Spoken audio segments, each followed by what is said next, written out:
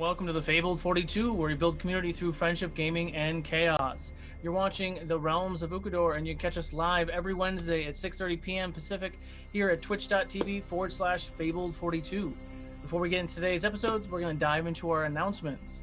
Everything that you see that's 3D printed in all of our streams is brought to you by Griffin Co. Griffin Co. We are also partnered with Vorpal Board, so go ahead and check out Vorpal Board for all the really cool things that they do for your game. If you like what you see, please check out our Patreon. That's how we function on a day-to-day basis. It's how we're able to bring all this really amazing content to you. We have a lot of very exciting things in store for all of our Patreon and Twitch subscribers coming soon. So if you want to be able to access that, you have to become a Patreon subscriber.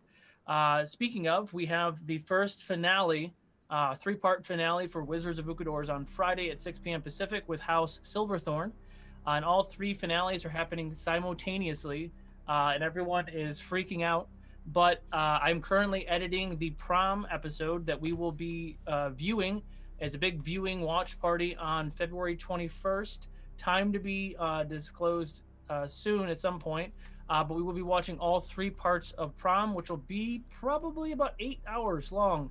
We'll have breaks in between, but the entire cast will be on the Zoom call, and then all of our Patreon subscribers will be on the call as well, and we can chat in the little Zoom chat and then enjoy all these moments and spoilers and teasers that we all got to witness in the finales. Also, at the end of the month on the 31st at 9 a.m., which is a Sunday, we'll be having our next studio donation drive one-shot. I'll be sharing some of those details later. Last time, we used all of you guys who helped us create some of the characters that the players were going to be playing with. I have some fun ideas in store, but more to come with that in the coming days. Anything else crazy going on? I can't remember. Well, Yes. I mean, there's Monster of the Week. There's, I don't know if we have any announcements about February yet. We don't have any announcements about February yet. But yeah, Monsters of the Week is not this Friday, but next Friday we'll be airing the second episode of Monsters of the Week, which was a really fun game. What was his? Lore Keeper? No, that's not it. Keeper, I think. Keeper. Keeper? The storyteller was Jason Russell of Critical Dice. And I got Anyway, tripped up spoiling. hearing my name mentioned every 5 minutes. Can I self-promote? Eddie and I will be on Fox Talks on Friday. Got something, Yes, yes. Got something, Eric? I do. Tomorrow night, I launch the Storytime broadcast. It's going to be a podcast, anthology style. Different kinds of stories, some scary, some funny, some whatever. The first one's a little bit funny and goofy, but it starts tomorrow 9 Pacific, so midnight on the East Coast, but yeah. Oh, dang. You know, Wow. speaking of that, Cool. my kids listen to like bedtime stories and stuff for them to go to sleep because they're crazy little 9-7-year-olds. One of these nights recently, they came flying into my office at home. They're like, "Torque is on the radio!" And I was like, "Ah!" And we had found you. They had found you, I guess, or randomly through Pandora or something. One of your sleep stories. Just, they lost their minds. And obviously, Awesome. they didn't go to sleep for like 5 hours. So thank you. Are these child appropriate readings, or are they? I'm gonna say these are probably meant for adults The or new at ones? least 18 and over. The story time, just because they're some of the stuff we talk about, or there might be cursing, there might be concepts that probably aren't for kids. Okay. So yeah, I mean the But you do first have the one's sleep meditation. yeah. Well, there's Yeah. that's the next thing that's coming. I haven't started that up yet, but the Sleepy Time broadcast is coming as well. I think that's all I got. So let's, without further ado, let's go ahead and get ready for the next episode of the Realms of Ukodor. Ukodor?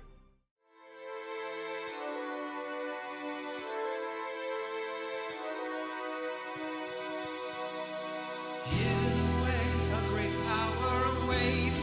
Muster your courage, it must not abate. Allies are more than well, evil retreats. With fate in your hand, now the story's complete. Ukodor, world full of mystery.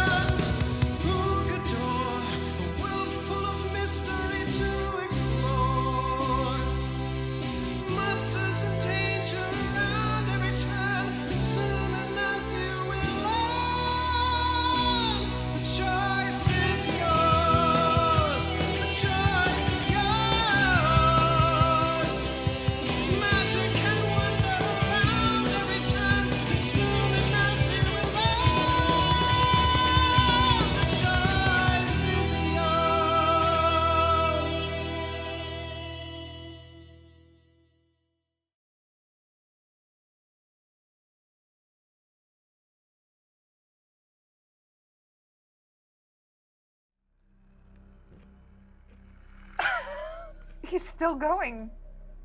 Hello?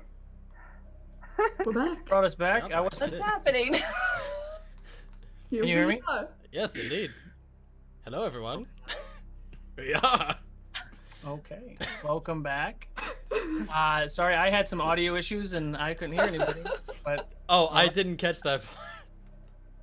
all right. Cool. Congratulations, Al Armor. You won the Between Show giveaway. Al Armor. Yeah, You. that was. Buddy. Yeah, for whatever reason, Zoom just disconnected my audio, so that was fun. All right, so That must have been what that like car cool. unlock sound we heard was. It like, did doo-doo. sound like a car unlocking. oh, you did? Okay, I don't know what the hell that was. All right, so and there's no echo in chat, correct? I don't think we heard an echo. All right. So last we left, the party, after surviving the dragon attack, the party had regrouped and rested before traveling towards the mountains, where the beast had fled. Upon arriving, they left the Honka truck hidden well on the mountainside and traversed the mountainside up to a large opening at the top. There they found something unexpected.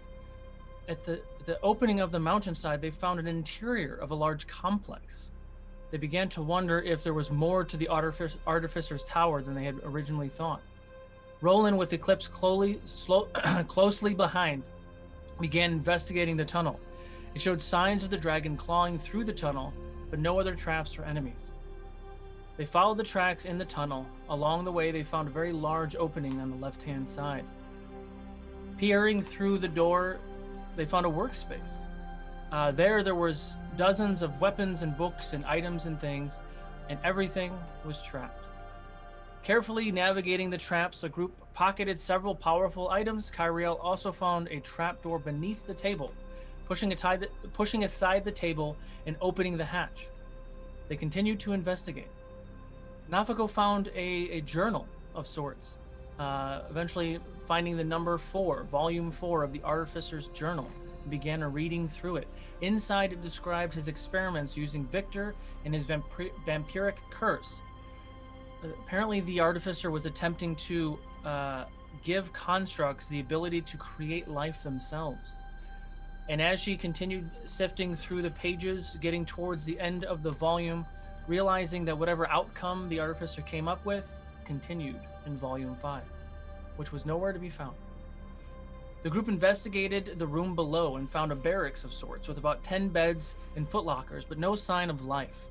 There was another door that was locked from the outside, which told the party that whoever lived in this room could not get out on their own.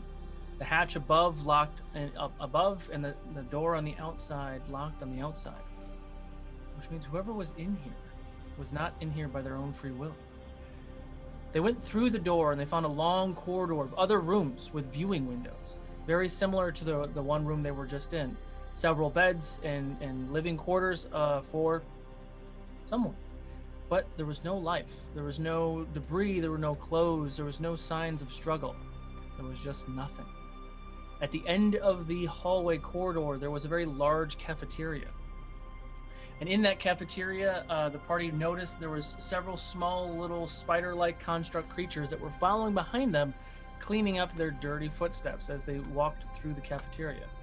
Eclipse, seeing one of those creatures, being annoyed by it, crushed one.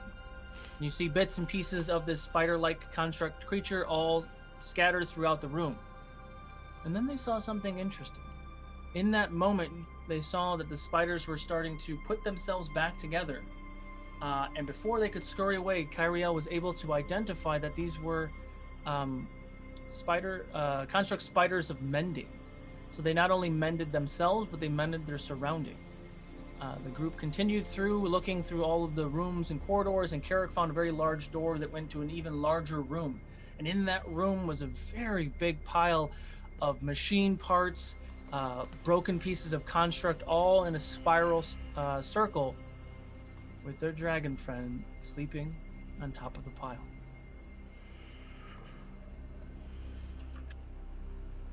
I just lost my place. There it is. So the group continued into this space, fanning out, trying to be a little bit more smart about their tactics. than they were inside of the town, spreading out, kind of fanning the room and attacking the creature. They charged the beast and continued to just unleash attacks. But the beast did not respond. And somewhat confused by this, Nafako approached the creature and attempted to intimidate the creature into yielding. To their surprise, the creature did in fact yield. The very large construct raised her head and spoke to the group, revealing that it could not only speak to them verbally, but also telepathically. The creature also knew all of their names and things about them as if she could peer into their minds. The dragon explained when the group attacked, Ch20 and Pyriel broke the connection with the artificer and essentially had set her free.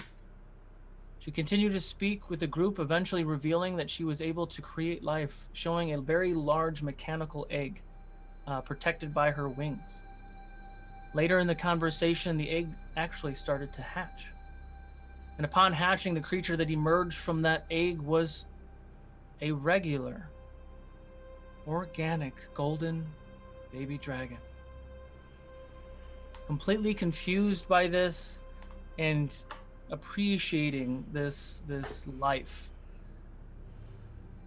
this creature, this large construct dragon, had also revealed that she was in fact an ancient dragon that has died recently. Unknowing of her own name, the group gave this mother dragon the name of Pyriel. And as she grabbed her dragonling and began to fly away, told the party what they should do, and if they needed her help in the future, they knew how to reach her. And in that moment, Pyriel climbed out of the hole and flew away. Very confused by what just transpired, the group went back into the cafeteria where Eclipse was hellbent on finding out where these spider creatures came from. And after utilizing Tyvar in a interesting way, they were able to find out that there was an actual corridor in the back with a secret door that Carrick was able to open by slamming the wall several times with his maul that jarred that door open, and the group walked into this corridor. At the end of the corridor was a long catwalk that went above what seemed to be a very large set of machine boxes that looked to be moving or getting ready to move on some sort of metal rail system. They saw dozens of constructs loading these cars with different pieces of debris and weapons and Rosari crystals and all sorts of things. And as that train started to kick back and begin to go, the group sprung into action, jumped on the top of this train car, and continued their way. As the train speeds continued faster and faster, to almost the speeds of 100 miles an hour, they began to jump from car to car, attempting to get to the main engine car where there were Duragor piloting this vessel. Carrick got to car 5. Most of the group got to Carrick got to car 4. The group got to car 5. Ch20 jumped back to car 5, almost fell, was pulled back up, and they realized that they were getting closer to a tunnel, so they all kind of jumped in their respective cars. Nafako almost falling to her death.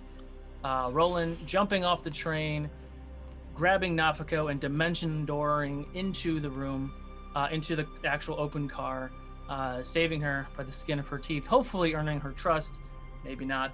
But the group sat in the cars now as they were traversing through these tunnels, and a very curious, smiling construct began talking to them. There, the party began to reveal some pieces of information they might have thought to keep to themselves, revealing that Nafako was the daughter of the Artificer, and the construct was saying that the Artificer was their creator but no longer needed. Pyriel is their master now. Exchanging some information, Carrick minding his own business in his own car, unbeknownst to him that the construct became slightly aggressive by grabbing Nafako and several other constructs that were kind of powered down, powered up in car 5. That's where we pick up. So, Nafako, you are currently grappled by this construct. What is everyone doing? Now, she said that I should be the successor, but I did not say that. I was just saying that I too was created by this man. He threw me away like garbage, so definitely not important. Roll. Ooh. You believe you're telling the truth, right? That he threw you away like garbage? Absolutely. I mean, that's certainly the impression he was trying to give. Go ahead and give me a persuasion check. I mean, I'd also happily give you a performance. But yeah, persuasion's better. That's a 21 persuasion. 21. Oh shit. I'm gonna look for my dice in a second. New office, guys. I know I grabbed them. Where the hell did I put them? Magic dice. Oh, you know what? I have D&D Beyond right here.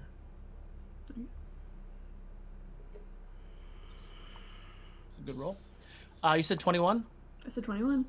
That's ridiculous because I rolled a natural 20, but he has a +0, so that's silly. You watch as the construct releases its grip and looks at you very curiously as you say that he created you and threw you away like trash. As this is happening, you will hear a click as Eclipse's dagger becomes resheathed.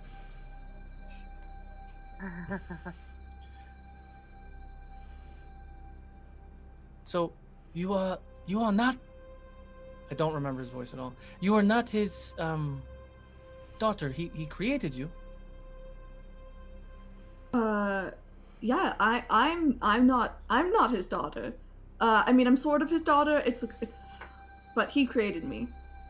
You watch as this construct and the other two that are in the room are just like very curiously, not like picking your hand up to like move it, but they're just like kind of touching your arms and touching the different bits that are different, right? So they can obviously see that you look like you've been Frankenstein, kind of. Are you okay with this, Nazuko? I think so. It's fine. Okay. So, why? Do you know something about the artificer's daughter? We did not know he had a daughter. We know that he creates things, Mm-hmm. and he throws us away like trash. That is the way of the artificer.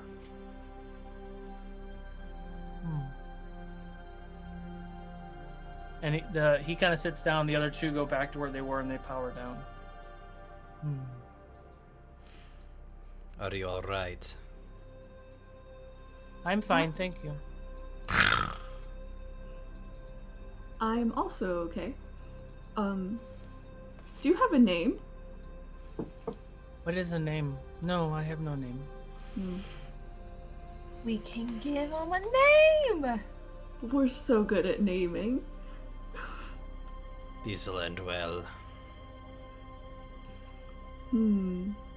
And this is like the big bug-eyed sort of like boxy Well, this one's robot. bigger. The Modron or whatever, the Modron from before, the guys that were sweeping, they're super tiny. This one is more human size, so it's about 6 feet tall, but is very similar, square, big old eyes, big facial features that are awkward to watch.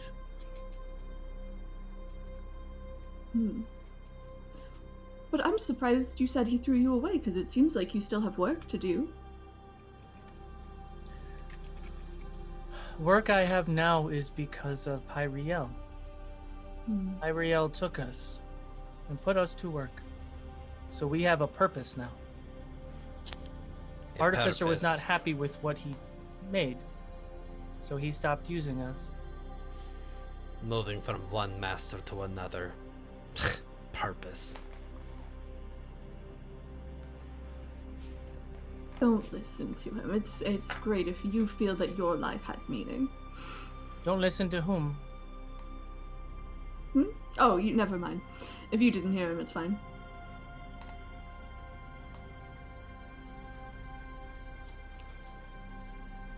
Well, Let's call you Alvor. Alvor. Alvor. Alvor. Yeah. In giant, it means that you're real and not trash. Alvor. Sorry, my brain just went trash. Brain said Al Gore, and I was like, but why? No, Alvor. Vor. I accept this name. Thank you. Welcome. If there's nothing else, I will power down for the next 4 hours until That makes we sense. arrive. One quick question. Do you know how is 4 hours how long before we arrive? 4 hours is about the ETA for us to arrive on approach to where we power back on to begin preparations for unloading as we approach the castle. All right. Well, you have a good power down.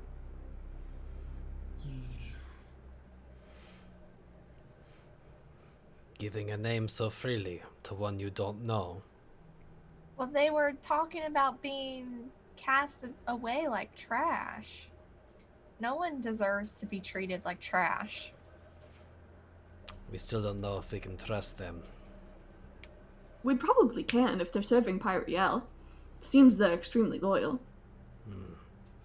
But that doesn't mean we can't be nice to them because they're not outwardly hostile to us. Avoiding aggression is one thing. Being too friendly with one that has not earned your trust is another. I know names are really important to you, so I understand this might be a cultural difference thing. But Eclipse, they were kind of enslaved to him. He made They them. still serve a and- new master, they're not exactly free. Well, maybe we could help them. Then again, I don't know if they are deserving of that. We don't really know their true nature, but They seem nice. I mean, I feel like if they wanted to do us harm, they would. And they're very reasonable. I mean, we didn't really follow up on the why they wanted to capture me if I was important to the artificer. But they clearly have empathy, right? They felt that they'd been cast away like trash, and then they felt sad. So they clearly are complex beings with feelings. but they're still serving a master. Well, yes, but I mean, Most people do. And this one seems pretty bad. but this person was kinder to them to their previous master. They don't really have much point of reference. Kit. Dragonborn. How are you?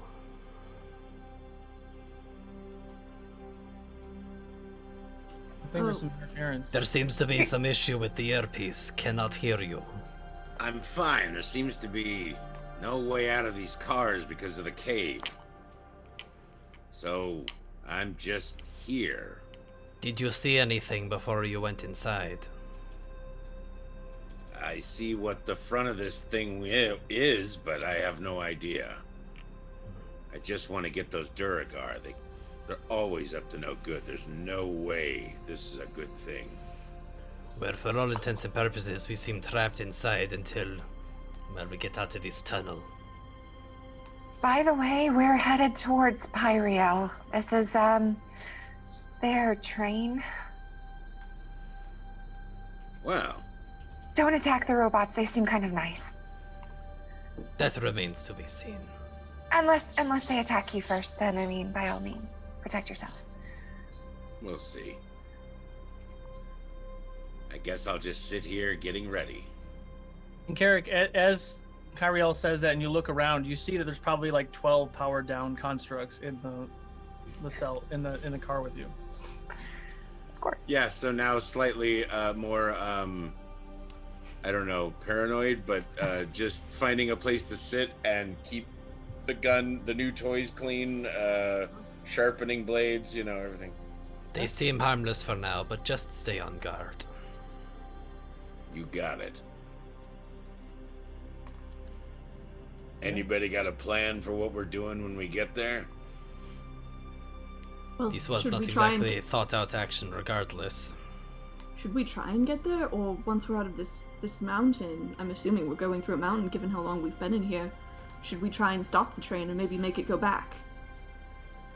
If I can get out to that front that I assume is the thing that's making this thing move, if I can get there, maybe we can stop it, but not if we're gonna be in this cavern forever. Is there any point where we can see? I know, like, basically it's like a really thin slat that we came in, but can we like see through that, or is it like closed now? No, so the windows are open. So it is cold in here, and it's very cold because it's freezing outside, and then you're moving really, really quickly, and you're kind of just plowing through. So currently you're in a tunnel in the mountain. We're Snowpiercer. Oh god, Yes. that also... This is like coal-powered thing. This is not good for breathing. No, it's not. However, because they're constructs, there's no reason to close the hatches. So you can actually close them so you can try to stay a little bit more warm if you want and not catch anything, any other conditions that I might give you over time for being in this tube. They close very easily if you do want to close them, and you're able to poke your head out. It's like a dog in a car, but like going really fast, so it's intense. But there is enough space for you to put your head out without hitting the side of the mountain. Without clipping the wall. Yes. But you can look and see, and you don't see, if you look out either way, you don't see any sign of light in either direction. We may be in this for the long haul. The robot said they were going to power down for 4 hours, which is when they wake up to start getting ready to unload.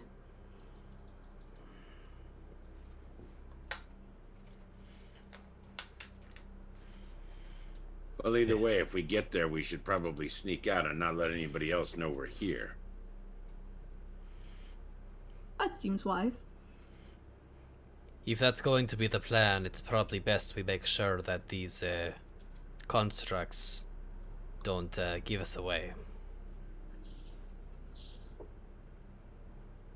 Flick the switch. Yeah. Is there anything you guys want to do for the next few hours? Just because I think it's the best way to give you the collapse of time. You have about 2 more hours while you're in the tube before it pops out on the northeastern side of the mountain, way up north. Then you're on like the side of the mountain edge, and you'll be outside. So you have 2 hours until that point. So is there anything while you're inside for the next 2 hours you want to do? Short rest. Short rest, yeah. Eclipse is going to carefully and quietly look around at the various constructs and study them to see if there's any obvious way of potentially deactivating them. Give me a investigation check first. Nope. These constructs are foreign to Eclipse. That's gonna be a 6. Yeah, looking at it, you're looking at the different constructs, it's hard to tell. I mean, you fought some of the constructs before, and they have a similar build. After a couple good whacks, they do stop working. But other than that, there's no finite way to power them down now without probably hitting them and then waking them up and then whatever. I have one other thing, but I'll wait for someone else to do something.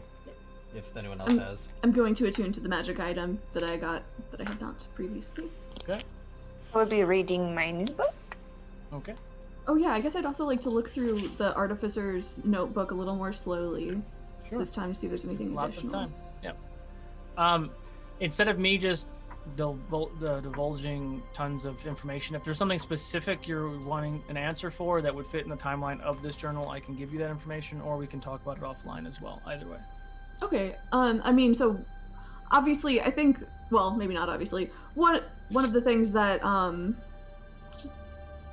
Nafika would be looking for is any references to any of the people inside her, which is, I know this notebook mostly happened after her timeline, but if you like referenced her in the beginning of it, it does talk about a previous organic experiment that worked. Doesn't name names, but it's pretty, unless you have a sister, like it's pretty evident that it's you. That was in the very, very beginning, which would lead you to believe that Volume 3 would have that information. Okay. I mean, was there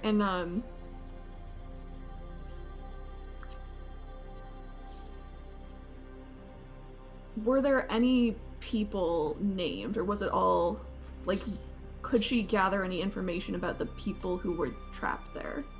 I guess. Oh, trapped in the facility? Yeah, not within Nafako, but like. It did seem like it was hinting towards that, towards the end of the book, which would be in volume 5. Because he started talking about realizing that he needed more subjects, more test subjects to do something with. I mean, the hints and things, I mean, for 2 hours of reading, and Nafako reads at a 2nd grade level? No. There's a lot of people in there. Sure. Well, she's only 2 years old. Wow. So that's very advanced for a 2-year-old. Very. So I would say, like skimming through it and getting to that meaty part with Victor and everything else, that he did successfully extract the vampiric curse and was giving it to people to help manipulate your knowledge of Victor and some of the things that happened in the past with your studies and stuff in Ukodor, was that there was some sort of telepathic bond between the host and the victims, which is something else that he was trying to do. So with the information that the construct dragon had told you with what Nafako, or what Pyriel and Ch20 did, is you broke that bond. So there was some sort of like kill order last command that the artificer had given her telepathically that she had to abide by, and whatever you guys did, it broke that connection. So the artificer got a lot more than what he led on as far from Victor, but there was still something else he was trying to get from Victor, but he didn't.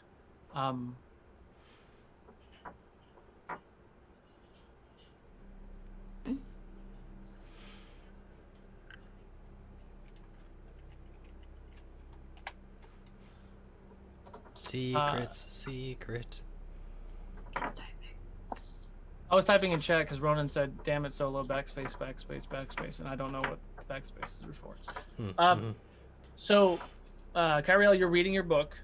Ch20 and Carrick, you. No, I'm in the cart with them. Carrick's by himself. No, I'm sorry. Okay. You had already attuned to your items. Yeah. And Nafako, you're doing it now. Also, could you guys do me a favor and change your Zoom name so my brain goes to Realms names, not your real names?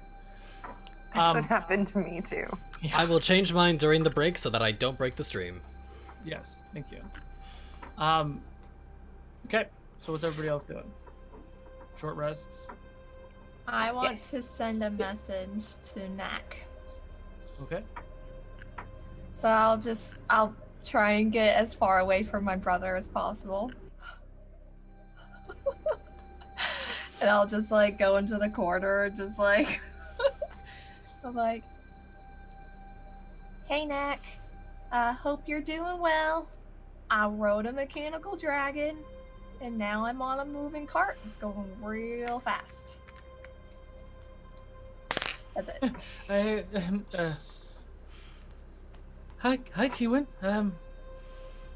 You did what? Mechanical dragon? That sounds terrifying. I mean, fascinating. I mean, well, a cart that's going fast. I'm not sure what that means, but I hope you're doing. That checks. Every time. Was I close? I felt like I was close. Probably. I don't keep track anymore. I just feel it out. Yeah. That's it right now. I don't want to spend too many spell slots just in case. Who are you messaging just then? Wouldn't you like to know? Yes, that's why I asked. There's a Firbolg that I met, and I like him. I'm telling Mother. Go ahead. He walks over.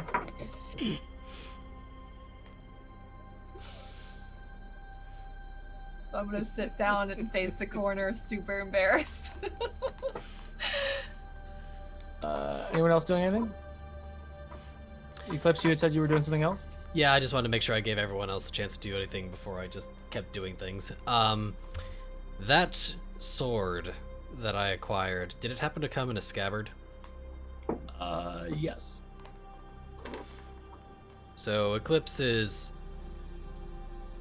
calmly just sort of running his claw along the scabbard, just curiosity slowly getting the better of him, and he grips the hilt and pulls it out of and examines the blade. Okay. So you examine the blade. Of course, I don't have it in front of me. I said it looked like Thorin's sword. Yeah, I have it in my inventory. Okay. Yeah, so the blade itself is mostly black. It has a like a purple inlay in the center of it, and like the handle of it is purple, and at the hilt facing both sides is like a black raven of sorts. And it looks like maybe there's like, it's not actual feathers, but it looks like feathers at the bottom. And it is very sharp. And I sense something from it that it would require attuning. Yes. Given that in and of itself, I'm not sure entirely that Eclipse would know what this mean. I'm assuming there is some sort of a pull or a draw from the blade that... Definitely. I mean, you do have a little bit of the arcane knowledge now because of your connection. Well, slowly but surely, Eclipse is going to succumb to the draw of the blade and start focusing on it and attuning to it.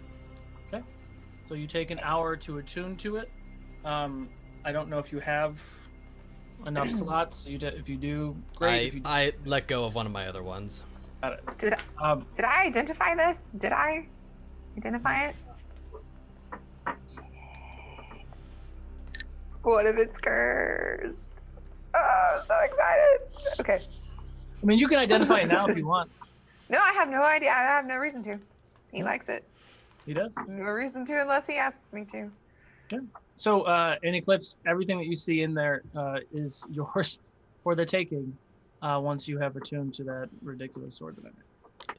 Would it be safe to assume that this comes to me as some sort of just a rush or something that suddenly it's like, oh, now I know these things? After the hour, like at first the sword feels really Kung heavy. Fu. And it does feel like it might be sharp, but it feels really heavy. But after that hour, for whatever reason, it feels like it weighs like a quill. Like it has no weight, but it's perfectly balanced. So balanced, in fact, that it's 3 times as sharp and pointy. I don't know how to not meta do the rest of the silly things it does. You do some of this other stuff you might find out during combat. Like you can read it and you can see what it does and gives you. No, Eddie knows exactly what this is and what it does. Yeah. But some of the other things, you can play that out in character if you want. Like if you take that damage type, you'd be like, oh, that didn't hurt as much as I thought it would, or something like that. And you would, Speaking of which, I might have to manually add some of those. It looks like some of them didn't take. Yeah, when I make my own things, sometimes you have to do it on your own. So D&D Beyond's really finicky with certain items where you think you do it and it makes sense, but for some reason you have to go through a back door, whatever, and it's just easier to do manually. So if it doesn't give you the resistances or the additional stuff, it looks. The additional stuff went through, just the resistances didn't. Well, it actually doesn't look like it gave you the +3 though. It did. Did it? It very much did. It's supposed to be dex based though. Correct. There's a reason why it is +2 higher than even my +1 weapon. Oh, maybe I need to refresh. Yes, you might need to refresh. Probably wrong. Oh. Yes. Yeah. Yeah. Okay. So So you take an hour to do that. Kiwen awkwardly sits in the corner. Carrick is sharpening stuff, cleaning rifles, doing the normal militaristic things that you would do. Anything else you guys are doing during this time?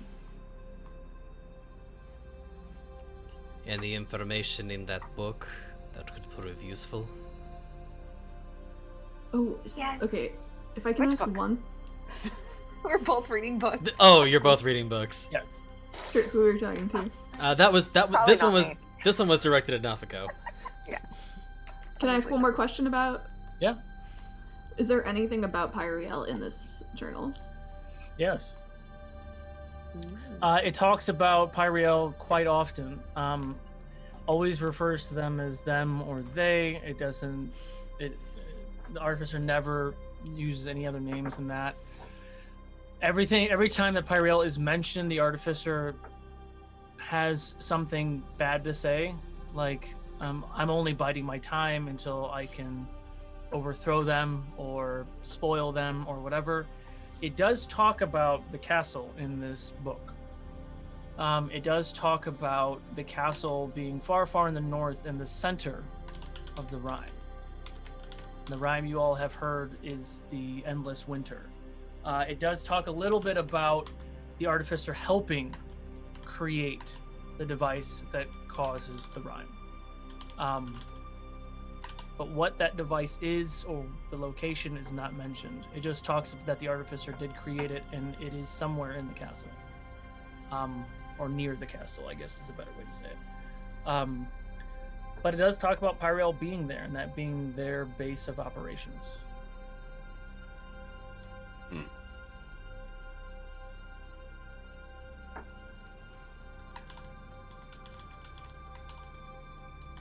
So, is there anything about defenses in there? Or, like, what? I would say yes and no. There's talks about the artificer begrudgingly helping create machines and constructs to help with defenses and things, and it being very fortified. But other than that, it doesn't give you anything else that's specific. Okay. So yeah, I share this with everyone, including over the speaker.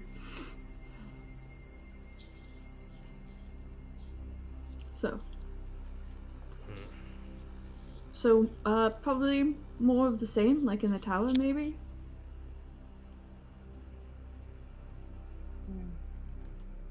I mean, I don't know. We sort of got a taste of how strong the artificer is, and seems like Pyriel did kind of wipe the floor with him. So.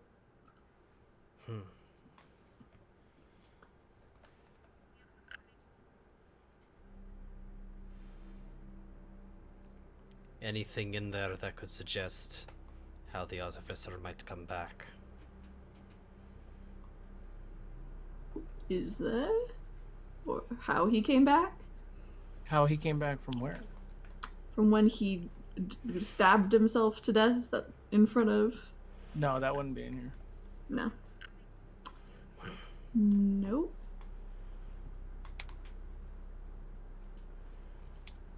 Elusive Volume 3. Probably went down with the tower, right? Maybe. Maybe not. Maybe.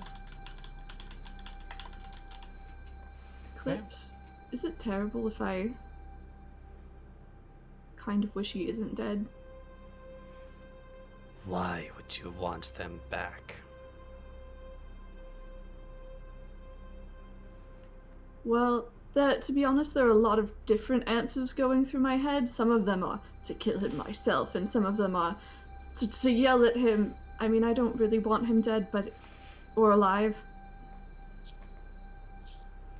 There's obviously a part of me that says, but he's my father. There's a lot of voices in here. It's very noisy. They took our family away. He did. In cold blood. They deserve worse than death. Right, and so he's dead, so we can't give him worse than death if he's dead.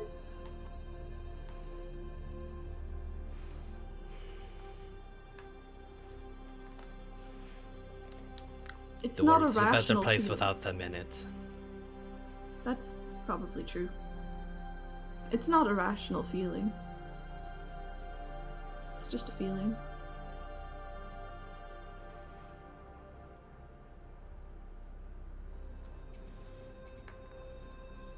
It's best not to dwell on such things. Okay, but you don't have 8 people who have a big grudge against him, so I can't help it. Well, those other people can rest assured that should that sniveling cockroach find a way to make it back into the world of the living, it won't be for long. Okay, but let us help next time. Fair enough.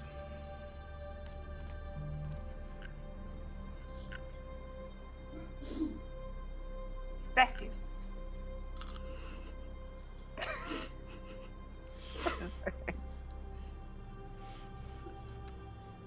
What of you, Pyriel? Anything of worth? Oh, you know, just some talk. I did find something very interesting that it talks about peppers are actually really good for your metabolism, so that's really good that we're growing them. It's like really healthy food. This one's not entirely sure what that means, but if it means an excuse for more peppers. It does.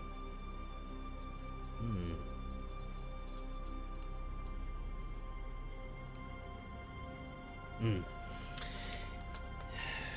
Should probably rest before we reach our destination.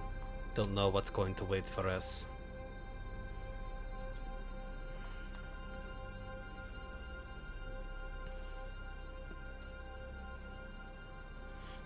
Is anyone hungry?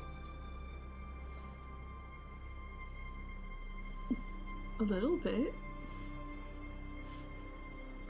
This one's still held on to a few rations, if any are required. Don't tell Elskon. It's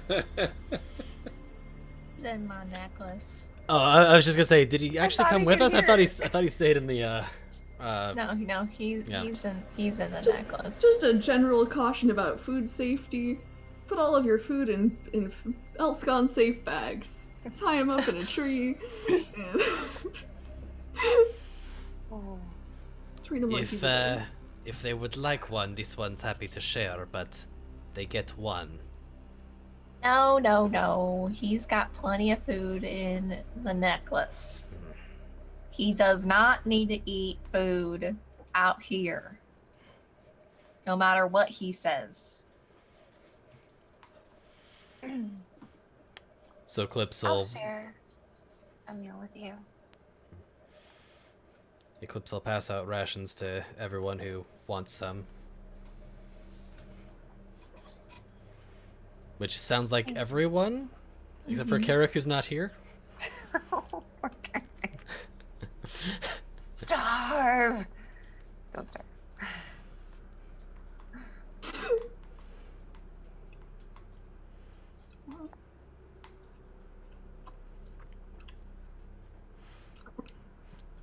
Would go better with those peppers. Yeah. I hope they survive in the car. So are we going all the way? Is that the plan? Or are we gonna try and, like, hitch a ride back without being noticed and pick a battle another day? I mean, I know this is, like, our end goal, but, like... Maybe we can take this, machine back. Maybe if we're nice to these constructs, they'll power it and give us a way back. We have been offered a unique opportunity, although we don't know much about what we face. Right. I mean, it'll definitely show us where... Well, we could definitely learn where the castle is, but we don't know exactly what will greet us when we get there.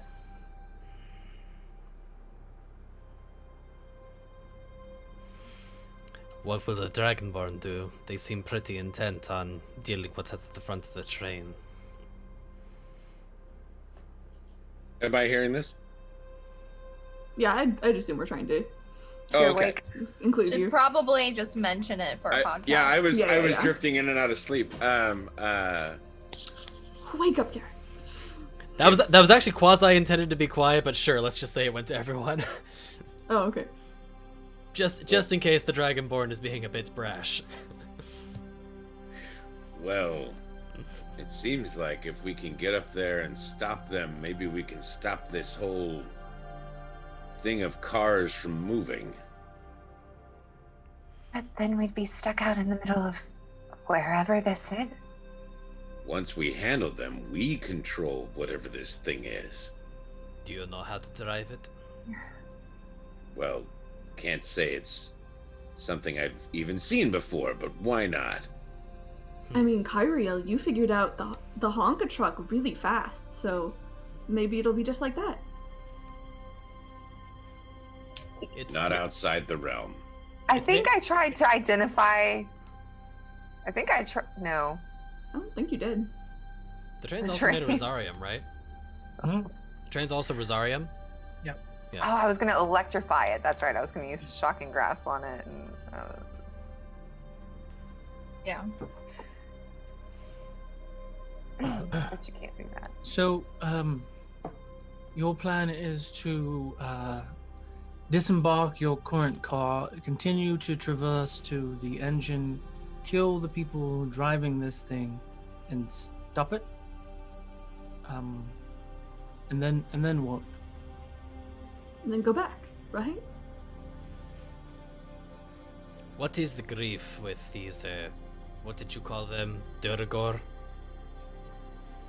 They're like the evil versions of your dwarf friends. I thought Bye. dwarves were evil too. What? Well, they make hell of a good weaponry and armor, but What makes them the evil version? God, that was just too meta for me to say that, wasn't it? They're just bad guys generally. Every time I've come across them, they've been up to no good. Well, Let it me put seems it that like way. you're judging the group by a few that you met. Right. I mean, in his defense, they are working for Pyriel, so I mean, Well, I was sure, going to but say. in yeah. general, you can't just assume people are evil. What the if job they? is a job. I mean, That- but they might not think that what they're doing is evil, or they might not know what they're doing. I mean, They might they're be human. influenced, or they might be enslaved. Like, we can't just assume that they're evil just because of their race. These devices, clink, are clearly under the impression that Pyriel is their master. It could be no different for them. Exactly. So I'll make I sure to mean, apologize once I know they're not up to no good. Right now, we're stuck on this whatever it is, and we've got to stop it. This one I says mean, nothing we don't of. have to stop it. It's gonna stop eventually on its own. This one Yeah. says nothing about killing them if it's necessary, but it's possible that perhaps it could be something we could work in our favor. Of course. I mean, didn't you two Wait. work for an unruly employer at one time in your lives? Hmm. Indeed, yes. So But perhaps if they have some I wouldn't be grief, the guy that would let more followers up to this unruly person we used to work for. All of these things on this train are all just more weapons. Yeah. if indeed they are, but what if they become weapons to our cause? And how do you suppose you're going to make them do what you want? When they've been constructed and built by, I don't know, somebody not believing the same. What changed your mind? What do you mean, what changed my mind? When did you decide that you no longer served your master? I got tired of seeing the suffering. I got tired of beating down those that couldn't fight back. Even so. These things may be no more than buckets of bolts, but if we are to believe that they have any sort of semblance of a conscience, then perhaps they can see the light as well. You think you can tell these machine-like things what to do? Well, Carrick, you weren't here, but they have reason and they seem to have empathy. I told them that I was also created by the Artificer and that, you know, he threw me away for his new toys, and they identified with that and stopped being hostile immediately. Huh. Yeah, well, I'll leave that one to you. I'd rather smash them all and make sure they're not weapons against us. Easy, fair point. If it seems that Nafiko cannot convince them otherwise, then perhaps we take your approach. Give me a chance, okay? Carrick, how many constructs are in the cart with you that you can see? DM, how many do I see? About 12 that you can see. Looks like about a dozen in here. Well, you have a dozen in there. We have 4 or maybe 5 in here. And there are, I don't remember, 9 cars? What did I say? That sounded correct. Yeah, there are 9 cars. If any of you find a way to persuade these machines that they are actually doing something that is evil, that's a lot of allies.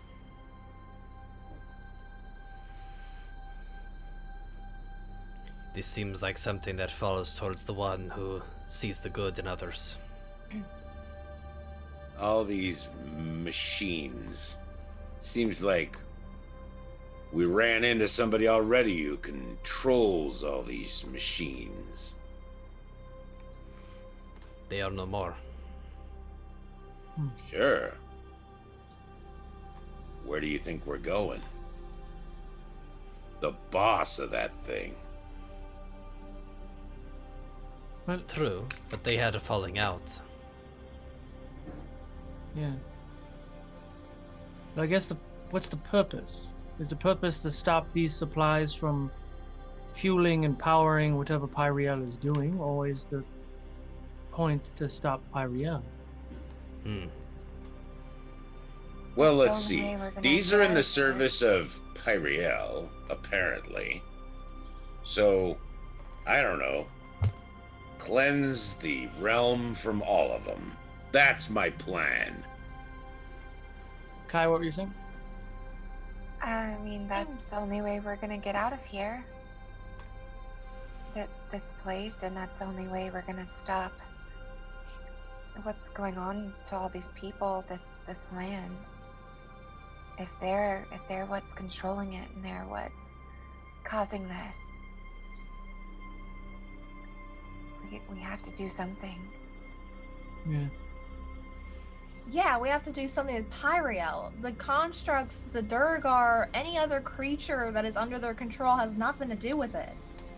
If we have to take some of them down, sure, but we don't need to wipe them all out like Carrick is saying. That's nonsense. That's not being anything better than what Pyriel's doing. Just killing people because they are being controlled by an evil being? No, thank you. I will not. I agree with Kiwin. Very well said. So, what's the plan then? Looks like the tunnel is starting to lighten up. We might be breaching this tunnel and being outside, at least for the last half of this journey. This one is not one for speeches, and Nafiko seems to be the one who was able to connect with these things. Well, I can try and persuade them. But they also did seem pretty loyal to Pyriel. There's a difference between persuading them to not be hostile to us and to persuading them to turn against what they're doing. It's a really hard thing to do, but I can do my best. We'll also have to wake them up, and I'm not entirely sure how. I could try. Okay. But I have some other thoughts too. Like, if we don't want the supplies to get there, we could see what happens if we just... I'm curious if they would wake up if we shove some supplies off the train. especially if we're getting out of the tunnel, and then just sort of leave it along the tracks. Would at least take a while for them to recover. If we're gonna go all the way. I'd like to go over to our friend Alvor, and I'd knock on him a little bit and say, "Good morning." Oh, hello. Have we There we reached go. our destination? Not quite, but I believe me and my friend Nafiko here just wanted to have a little chat with you. Yes. How can I be of service? I'm just gonna like look at Nafiko like, here we go. So, Alvor, can I ask you, when my father created you and then threw you out, what is it that, how did you end up serving Pyriel? Oh, he was your father. I thought he was your creator. I mean, he liked having me call him father. It's a whole thing. He didn't have us do that. I'm an early model. Probably made before you. Well, we were created to do a task, I believe, and I don't believe we did it in a satisfactory method for our creator. Looks at you begrudgingly. And It didn't Call save me father if you like. we It were didn't just, save me from a better fate. well, we were just put into a storage. Not sure how long we were powered down, and then Pyriel arrived, and they said that they had a mission for us, a duty that would be for the greater good of the people of the realm. And we all hopped to it and helped build the machine that you are riding in now, and have been transporting supplies from the mountains in the south to the mountains in the north. Wow, you created this machine? That's incredible. I've never seen anything like it. Me either. Wait, they're saying they created this thing? That's what they're saying. Did you come up with the design yourself, or was it given to you? It was given to us. It was in one of the artificer's books. Oh, well, that's still very impressive. So you care about the people of the realm? Of course. What if I told you that what Pyriel was doing is hurting the people of the realm? I would call you a liar.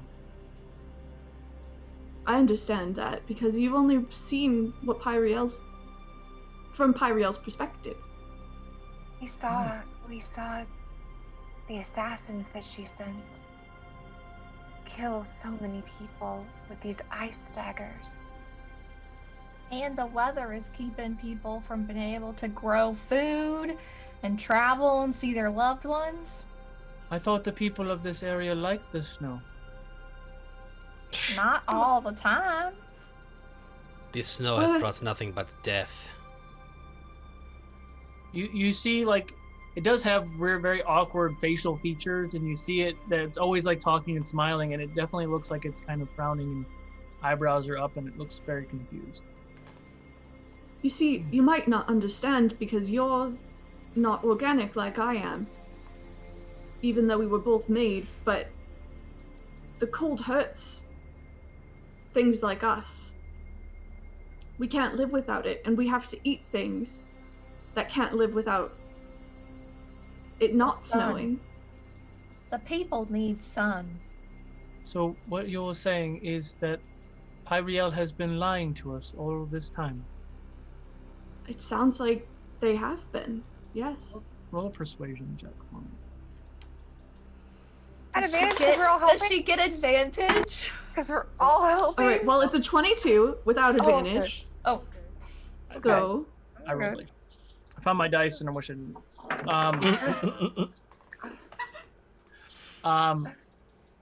You watch as its eyes flicker red and the eyebrows get sharp.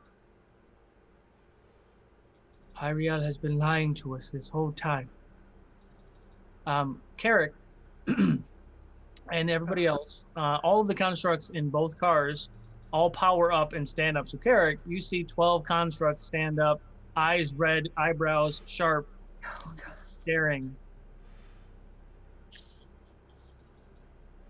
It's okay, just wait Carrick, here. if What the hell's happening? I think Stand I got them by. all mad at Pyriel. Wait, what?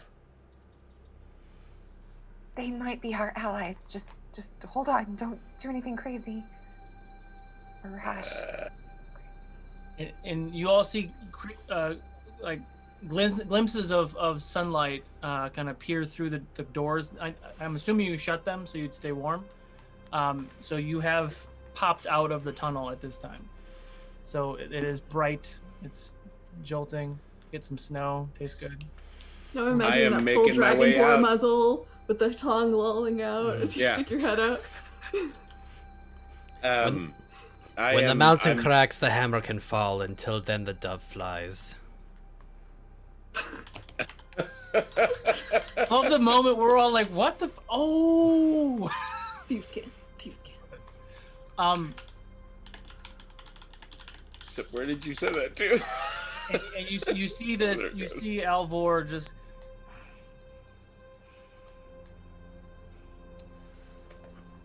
We've been told that what we were doing was helping people.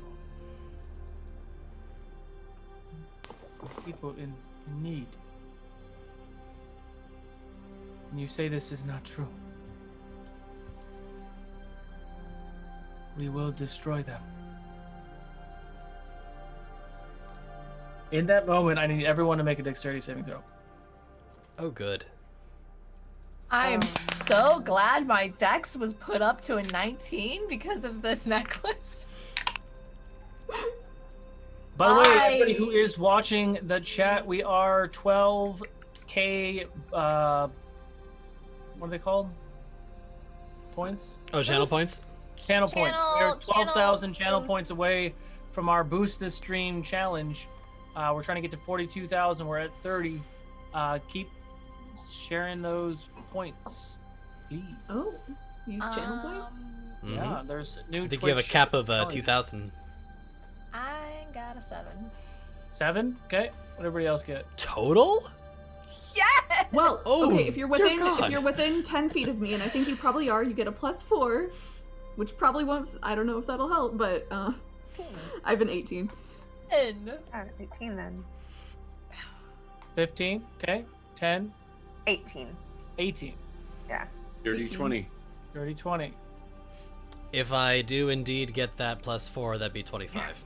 That's Right. Gross. 18 or higher, you take 4 points of bludgeoning damage. Anything lower than an 18, you take 8 points of bludgeoning damage. From what? The We train still have the. is going from 100 miles an hour to 0 in a second. Oh. You all fly and slam into constructs and pieces of machinery. So if I have a question. If Keelan says a word, does a reindeer appear?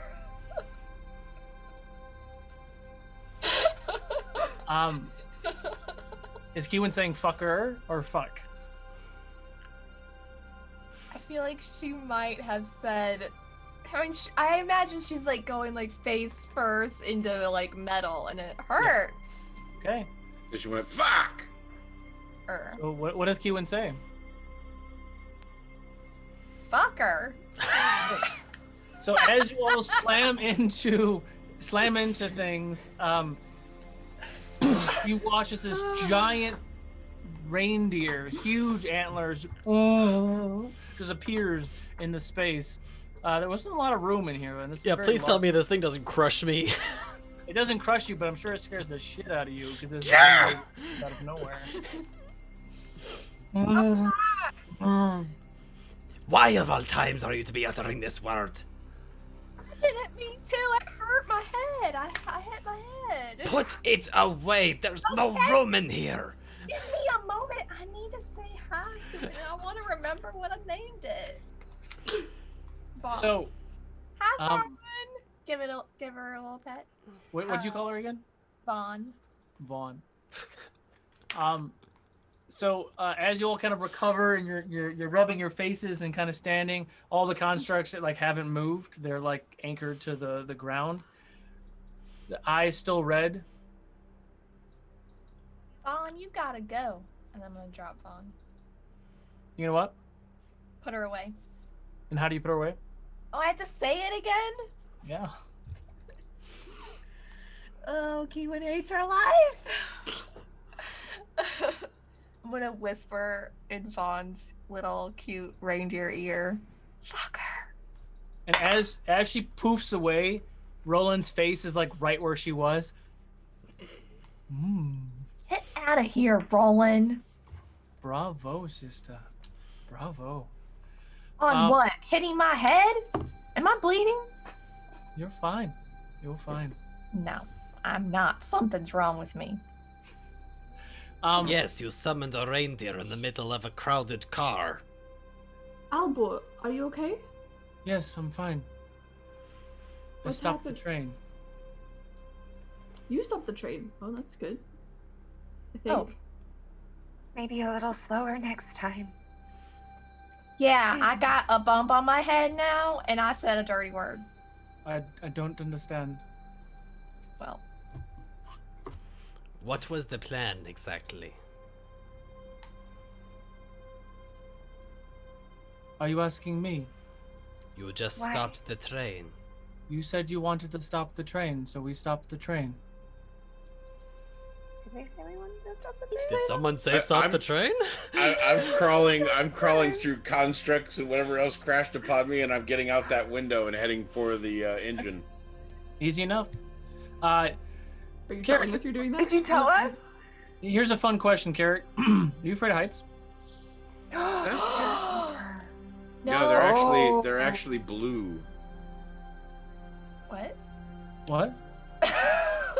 Wait, what did you say? Are you afraid of heights? Oh no! God damn it! No.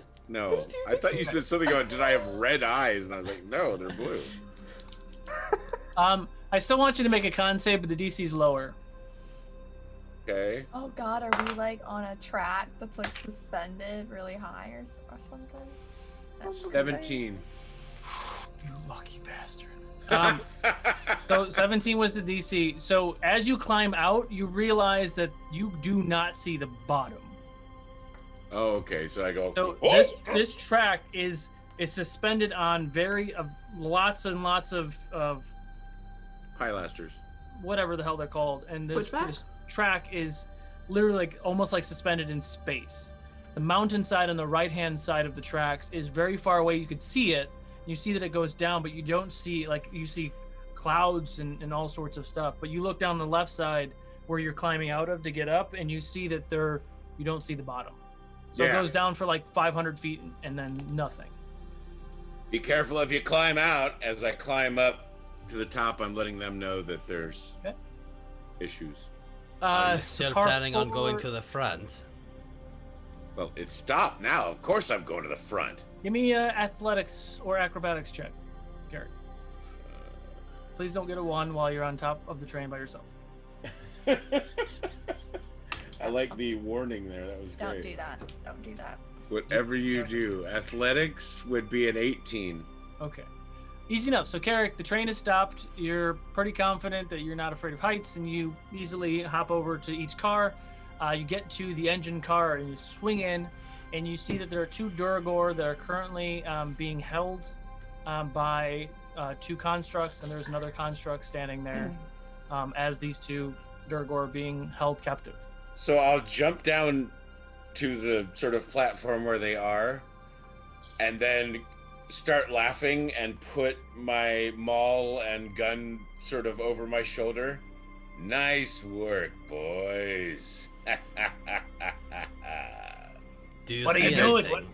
And We then don't have start- any money. We can't Start help tying the you. Duragor up. Why are you here? Don't you worry about why I'm here. Why are you working for this? I don't know even what to call them. Tying their hands and... I just drive this train. What? Leave me alone. Yeah, right. I'll leave you alone. Would you like to maybe go outside, perhaps?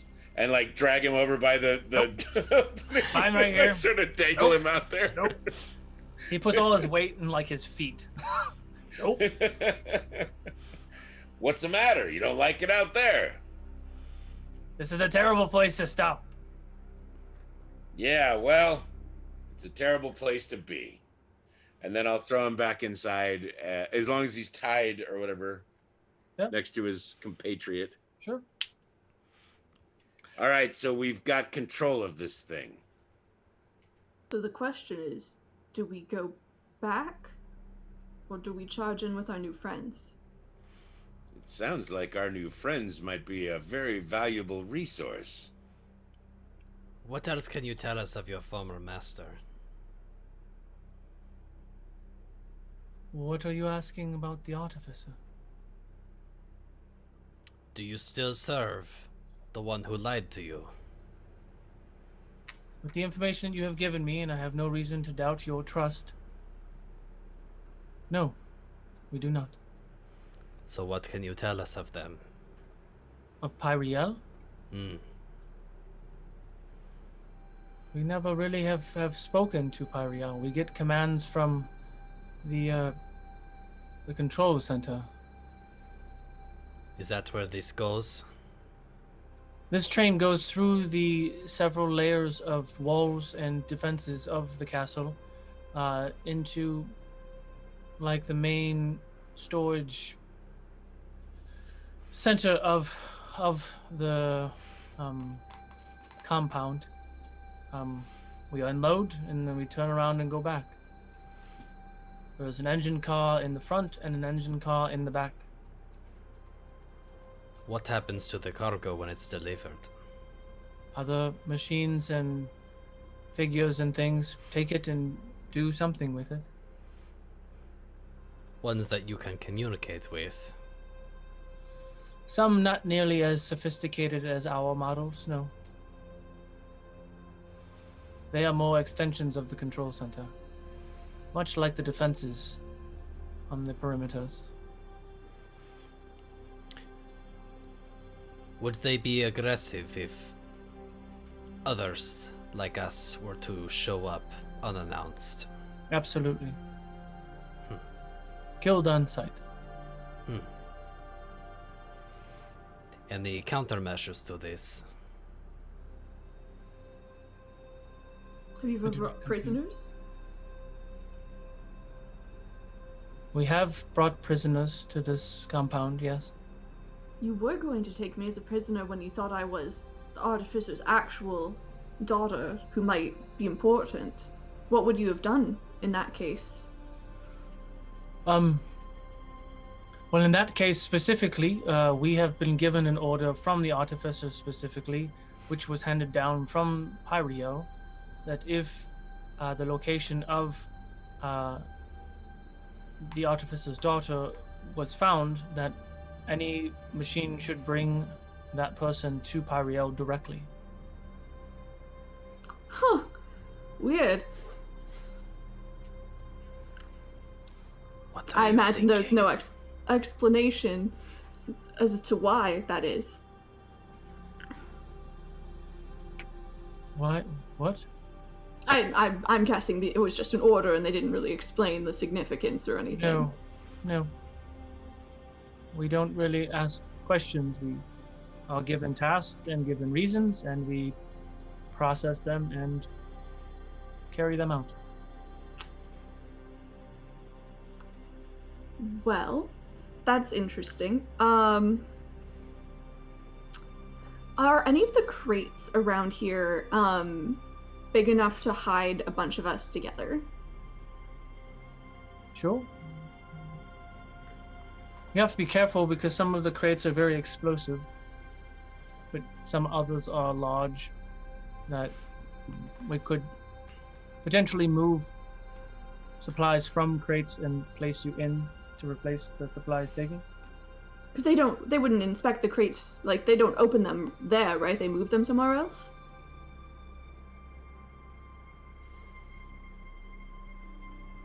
Yes. Okay. So there's a couple ideas. So we could hide in crates. We I don't really like the idea of coming in as a prisoner, but potentially just long enough to like confuse them so that we could get the jump on them, maybe.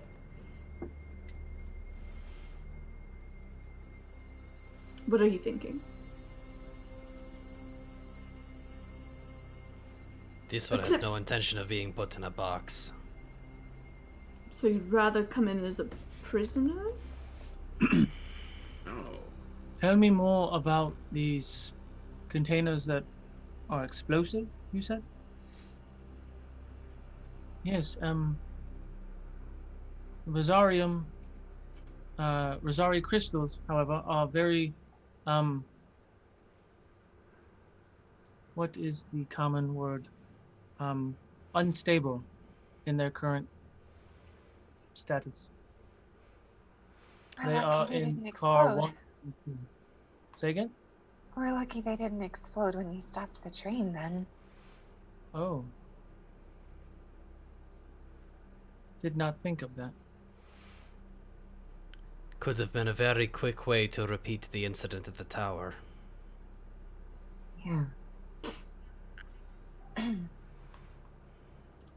Wait, do you know what happened to all the people who were in the Artificer's Tower? Who were in that there was like a place that wasn't the tower but was like further back. Oh, yes, those were all the citizens.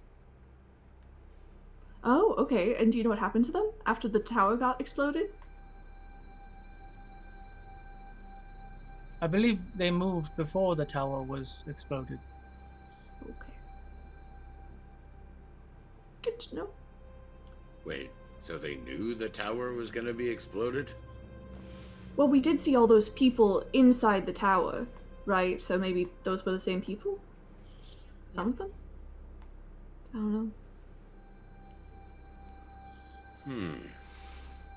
I barely knew the thing was about to blow. That was, I don't think anybody saw that coming. So how did anybody get out of there then? Well, I mean, we helped some of the people evacuate as it was collapsing, but... The tower was not really attached to the main complex. So that was the main complex, and the tower was... The tower was huge. Yes. The main complex is much, much larger than the tower. How long was the Artificer in the main complex? 4 or 5 years, maybe? Interesting. Why do you ask? Just curious where it fits into my creation. I can't imagine we can sit here very long until Pyriel figures out this whatever thing is not moving towards them. That's a good point. It seems that circumstances suggest that we keep moving forward. The question is, how do we get inside? Right. Our friends here can help us. Hmm. Since they're all now working against Pyriel, correct? Correct. Sort of. You mentioned distractions. What can we do to help? You can get us as close as possible without them knowing. Not being killed on sight would be a good start. Wait, well, we're all roughly the size of these robots. Do you think we could disguise ourselves as these robots? Is there a way that we could, like, I don't know if we could do that in time. None of us are an artificer ourselves. It's a shame. What about blowing some things up with this unstable Rosarium? A distraction, you suggest? Yeah. So, yeah, that's true. We could have something explode as they start unlocking. We're hiding somewhere. At the front of the train, they blow up at the back, or vice versa. And then, in the confusion, we escape and start going somewhere? Definitely don't want to be near the explosions, I would assume. Yep. But you are planning on blowing up the Rosarium, or Rosari crystals, excuse me. We do not want to be on this train when that happens. No. Correct. Not on the train at all, or? Well, not connected, anyway. Oh, can we disconnect one of the carts from the rest of the carts? I don't know how these things work. Yes, The technically first- we can. There is an engine in the back that could also push a cart. So perhaps as we get Oh. close, one cart disconnects, sets off the explosion as a distraction.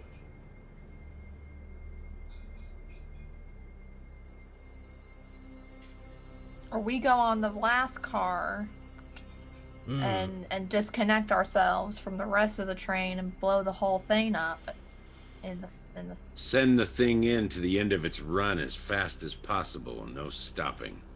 Right. Blows up Pyriel's place. We walk right we in will and keep your handle prisoners in the front to operate the one in the back, however. Wait, what? Keep the train going. What are you saying? Your dragonborn friend has 2 Durgor prisoners, the ones who operate the train. Could it Okay. not just go itself without having to sacrifice somebody? We can't like put a rock on something and keep it going. No. I said they have to operate the back engine. Oh, yeah. And then we just send this going all by itself to blow up in front of us. That would cause quite a distraction. Yes. Well, I think that's our plan, y'all. This one has ways to remain undetected once we arrive. What of the rest of you? I can go invisible for a very short time. Just a What? very short time. You can too. Yes, for like a second. I think technically, because I counted, it's about 6 seconds.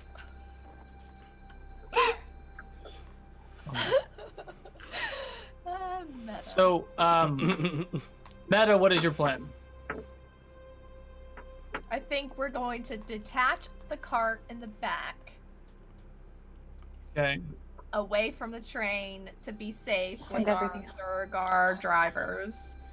Send the rest of the train with the explosive Rosari crystals ahead of us to go boom. Okay. So, All the constructs will have to make it off the train, I guess. in theory, the train as a whole would have to get set in motion, and would have to. Yeah. The Durgar However, may they have to do it to sacrifice accelerate it to its full thing. The Durgar don't gotta sacrifice themselves. They They don't. come. No, they come to the back. The Durgar are the only ones who are able to operate it to get it to start moving. The And then, well, someone's got Dimension Door. I mean, your brother does. So here's the question though: is they have to be in the front to get it starting to go. Maybe not full speed, but you have some time. You have to get them A, to comply, but B, to get this thing going, and then get them back 9 cars to the back engine before. So it's going to take some time. It's going to get going, and then once you get close, you detach it, and then they have to operate the back one to continue, but then slowly separate. Is that the idea? So yeah, I would suggest we move it forward until there's like ground next to the train. Assuming that happens outside of sight of Pyriel's castle, and then we make the transfer ideally, rather than having them like run across the train at full speed. And Kewen, how were you able to, when you went onto the back of the dragon, you just like Oh. were there? Well, I got this fancy, and I moved my cape around a little, This fancy thing here. but I already used it today, Oh. so it's kind of useless until I sleep. If, Right now, it just looks nice, don't you think?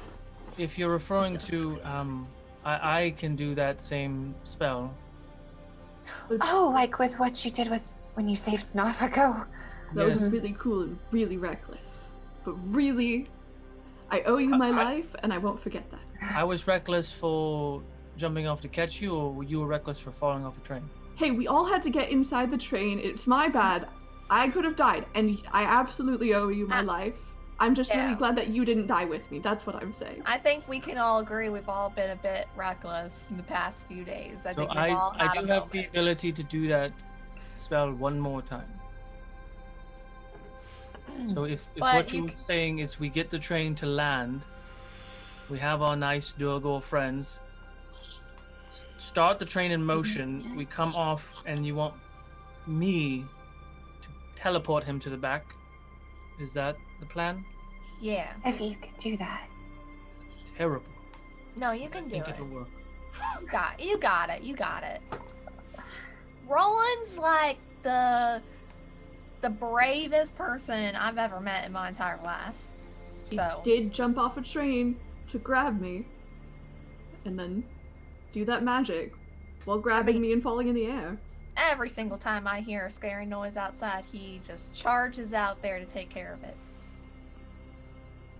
So, we have the plan. Yeah. No one dies. Well, on our end, anyway. That's the plan. Well, Pyriel dies. Yes, Well, that probably is would the be given. A lot of collateral damage. One of our construct friends will be able to help maintain velocity and sacrifice themselves. No. Why? There's no other way. There is. There are ways. I can make the train lighter on that end. Is there any way to get lighter? To make the friction on the tracks. I'm using real world physics. The momentum would carry it. I'm a graviturgy wizard. I changed the adjust density. Listening to your plan, it sounds like the full velocity will not be able to be maintained for so on and so on, but once the vessel is moving, one of my compatriots can continue to push the throttle until it has reached maximum speed. Can we not put a rock there to keep the throttle going? Or it needs to be pushed over time to not over. We can tie a rope or something. Over time? Well, that's just poor design. I mean, it came to I a don't think it stop was all ever at intended once. to be a weapon. The first train in Ukodor. Here's a question. Yes. No, I don't. Yes. Your kind. Yes. Should you become damaged, can you be recovered? Possibly. With the amount of Rosari crystals in the front, I'm pretty sure my counterpart will be incinerated. Entirely? I believe so. I just Gotta bake a few eggs, you know? And they're okay with that? Yes. Not okay with it. Well, we should think about this plan, because if we are going to be sacrificing more than just one construct who could potentially change sides with everyone who will I'll be hurt in stay the on explosion. and I'll drive it. Carrick, don't be a dum-dum. What? You're worried about the constructs? One life is another. I'll be here. You and the constructs take down Pyriel. Oh my gosh, you're talking nonsense now. I'm trying to give us a leg up on this sorcerer. Carrick is not allowed to die until Vrika draws their last breath. I'm trying to keep as many deaths, not happening as possible. As I had Exchanging mentioned, one for another is not helping. as I had mentioned previously, the constructs inside of the main storage area are not with will. They are mindless machines. And to my knowledge, there are no living creatures in the vicinity in the blast radius. Yeah. Well, that is helpful knowledge.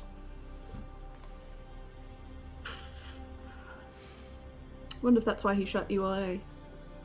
Doesn't like things that have consciences that could change their minds. How long have you existed? Do you know? 4 cycles, maybe. Can we keep? So you're from before too. Time is not on our side. If we're going to make a decision, it should be We soon. need to get moving. Let's get everything off of this train. Move forward till we can get everyone safely escaped. We either go forward with this plan, or we come up with a new one, but we have to be quick. You have to get the Durgor in the front to comply. We cannot start this machine. That one is Okay. easy. If the Durgar wish to not suffer the wrath of the angry large dragonborn, they will comply. Hey, Mr. Angry Large Dragonborn. What do you want me to do? Well, you kind of understand the plan. They want to move the train at a decent speed to where it's over land. All the constructs are going to disembark from the cars and move back to the last car and fill up the last car, move storage things, I guess, so that the last car is just constructs and y'all. One of the Durgor will have to go in the back car. One has to be in the front with Roland to then get it to go, jump off, and then dimension door. So you have to convince them that Pyriel is evil, that they're going to run this train to blow the building up, essentially. Your choice is pretty simple, really. You help us destroy Pyriel, the evil one you're working for, or you meet my wrath. Roll an intimidation check. I imagine you're not trying to be kind. No, I'm not trying to be kind at all. Oh shit. Takes all Okay. sorts. That's gonna be a 22. You want to destroy Pyriel? And you're not going to kill me? I've got a way to get you off here safely. As long as you do what we tell you to. Can you pay? Pay? Your life isn't worth anything? My life doesn't put food on the table. Gosh, I wish Kevin was there. She'd be like, "Here, have 200 gold." I know. Well, call it a little bit of Kiwin. I will, I'm sure I have a sack that's roughly 200 in there. Okay. And I'll shake it between you and your buddy. Do you hand it to him? Yeah, I want him to look at it, feel it, and then make his decision. Holy shit. Let's go. Cut the things. Are you We serious? have a go. Things are moving forward. Is this for real? 200. Are you being honest? Yeah. Him and his buddy.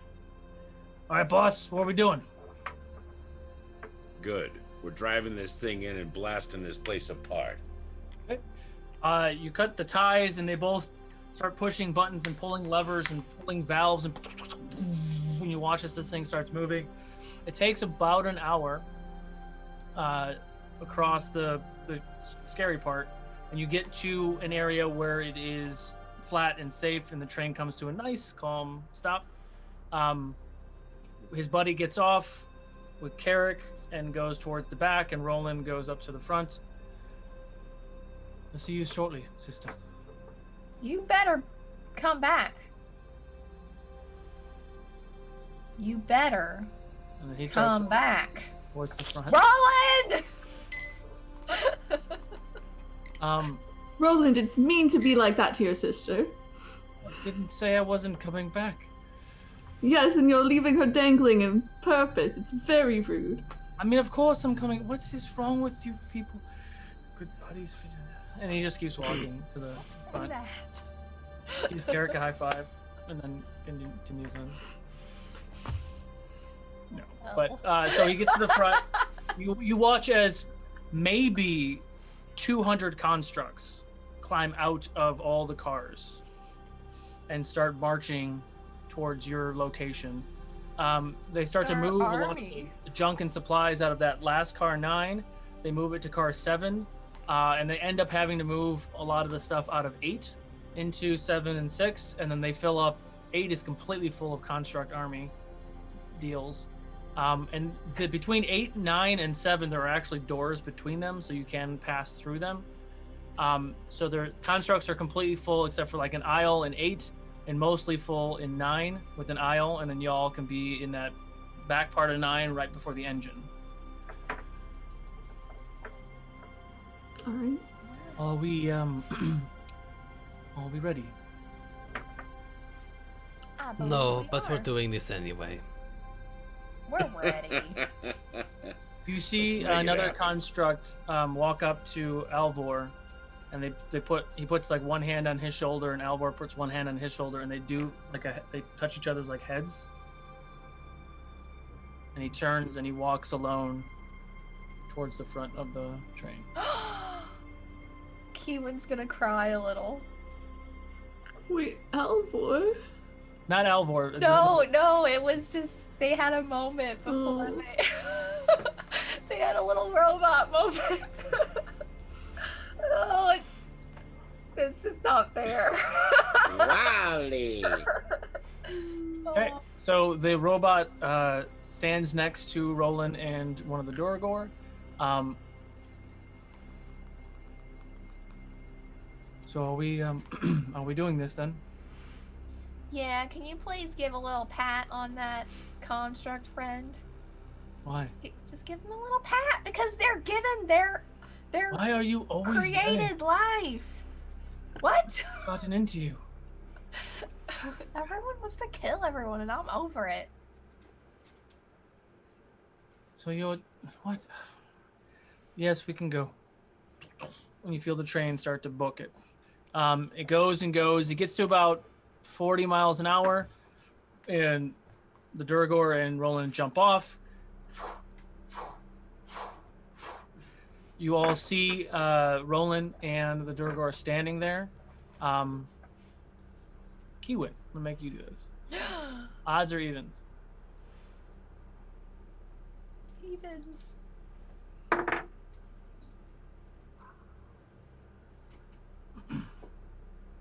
No. So as the trains, you watch Roland grab the Duragor, vanish. When the trains keep going. Wait, what? That doesn't seem like part of the plan. And the speeds go faster and faster and faster. I'm touching my ear. Roland, What? where are you? I'm on the train. Where are you? Where on the train are you? I'm in a train with a bunch of robots. What? And they walk out of 8 into 9. Sorry. Sorry, not sorry. Gotta play with our feelings. It's like he's gone to River Break. What the F? No, in my mind, actually, I was gonna roll the die too to see if, when he came into the car, that he didn't keep going and like fall off the bridge. So I'm glad that you guys decided to do. Oh, they'll do it over land. Mm-hmm. Yeah, because the worst thing that would have happened is he would have teleported, because it's moving really fast. So like you're trying to nail it, and like the Duragor might make it, but he might fall out. He wouldn't be dead. He'd just be left behind. Slight miscalculation on the trajectory. Yeah, but if you were doing it over the bridge, I'm like, oh my god. And he's out of spells, so he's just like, I'm falling. Jeez. Roland, Healing word, splat. Roland, you You What is your You big just deal? I don't even freak understand. me out all the time. You're stressful. You're a stressful I person did now what that you you and got friends spells. asked me to do. I don't even understand. You have spells now, and I don't know what you're doing. La la la la la la. So the train is moving. It's going much faster than it was going before. The construct in the front just keeps pushing the throttle. Are we detaching now? Or are we detached? No, you're still attached now. Because you need to Okay. continue to maintain velocity for a while, but then eventually separate at cart between 8 and 7. Got it. What are you guys doing? Did we arrange who was going to separate the cars? Nope. Cool. I just assumed one of the constructs were gonna do it. Yeah, I assume the contracts of the Duragor would know how, but Yeah. Alvor? Yes. How can I help you? Did you just power on? How do we detach ourselves from the boom part of the train? Oh, I thought you already knew how to do that. I have no idea. You don't know how? No. I'm gonna look at the Durgar. Hi. Ah. Do you know how to detach these things? While it's moving? No. Well, gosh darn it! What the? yeah, I kind of assumed we had detached before we had departed again. But could we do a micro explosion or something and just? Well, what if I can I Burn it. Flip the latch and push. What is it connected with? Do you know? I mean, there's like latches and things down there, but I've never had to try to separate them while we're moving. Not this fast, anyway. I can cast a bunch of acid at it. It's made out of rosarium. That wouldn't damage it at all. I can bolt it with fire. I'm gonna jump down there and start pulling every possible pin and whatnot I have to. Okay, so I was going to say, Eclipse is going to do the same. And investigation check. Who wants to check it out? I'm so happy this is happening. We'll say 15 minutes have gone by. Oh my gosh. I wish. I really hope you rolled well, Carrick. 16. 16. So there are 3 pins and 1 lever. You can express this to your friends if you'd like. If someone wants to give me a survival or intelligence check, I can give you different information depending on. I can go Survival. and do. I mean, I'm pretty good at survival.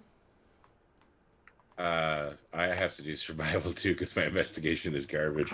I only got 11 though. Oh my god, music! What happened? 22 for survival. I got 22 too. Okay. You have to pull the 3 pins out in the proper order, and once the 3 pins are out, you have to pull the lever with tremendous amount of strength. The Durgar do continue to tell you that the trains themselves are immune to pretty much anything except for Rosaria. So fire or acid or anything that you can conduct would not damage the pins or anything. What's the right order? There's an order, so it's like left, But right, we would and then know. We would know by looking at it. Okay. Who's super strong? Carrick. I'm gonna give it a shot. Yeah. Okay. You can't reach him. This one's What do you quick. mean I with can- their fi- This one's There, quick it's with like their really, hands. it's really far down. So you're gonna have to either lay on your belly and then try to reach them, or someone's gonna have What to if hold you we? and What lower if you we down. tie a rope around Carrick's midsection, and then Kai makes him super light, and then someone holds him? Say Sounds you- great. Get to work on that. If I make him light, then he's gonna be really weak. Oh, That's kind of how it works. well, that makes sense. So who's holding the rope? I'm already on the ground Eric reaching. started going down. Who's holding the rope? Gosh, I can hold up to 400 pounds, so I guess I will. Anybody else But helping Kiwan? I'm. I'll help. Would help me. Yes, I'm helping. Okay. They all would be. I'm strong. So Kiwan Dragonborn and doesn't have Nafgor quick holding the rope? hands. Eclipse is gonna climb down. Okay, so you're gonna attempt to assist Carrick. Okay. Yeah, helping Okay. with the pins. I can lift up to 900 pounds. I'm just throwing it out there. I like it. Yeah. Okay, so with that, Mr. Carrick, please give me.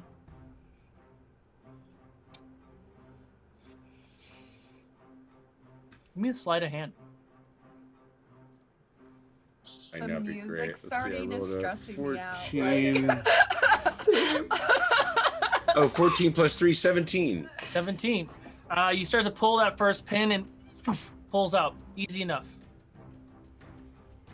Okay, I go to what I think is the next logical selection. I'm gonna assume that's, I don't know which one. Do right? another sleight of hand with just sleight of hand, yeah. Okay, sleight of hand. 16. 16 does not. You start to pull it out. It comes out about halfway, and you notice that the knuckles for the first pin have shifted a little bit because you pulled the pin out, which has put pressure on the far right pin now. Great. So you pull that like halfway out, and it hasn't fully pulled out yet. Okay, I try the other pin. The middle one, sure. Well, I thought I pulled one. You pulled one, yes. The left one you pulled out. The right one is halfway out, and the middle one is all the way in. Okay, so I guess I'm trying for the middle. Oops, there was stuff in my way of that roll, and I have to take that. So, it worked out for the best. That worked out to a dirty 20. Solo's face. Dirty 20, okay. Dirty 20, you go to pull the middle one out, and it comes out about halfway, and the knuckles shift, and that right one that you tried to pull out looks like it got wedged now, and it's not smooth in a hole. It looks like it's been bent. Oh, so I have to put the one I've pulled back in. Okay. See if I can get things to sort of line up. Sort of, yeah. And then I go to the right one again. Okay. This one, I need you to make a regular strength check with disadvantage. Oh, well, I rolled a 20. A regular strength save is strength check. 26. Strength check with disadvantage. Great. Check with disadvantage. So plus 3. You win on the disadvantage. I got a 1 plus 4 or whatever. Right? So Eclipse, you see him pull, and you see that the pin is bent, and it is kind of wedged inside some of the knuckles, and he can't pull it out. About 35 minutes have gone by. Should we try again with a different car further up?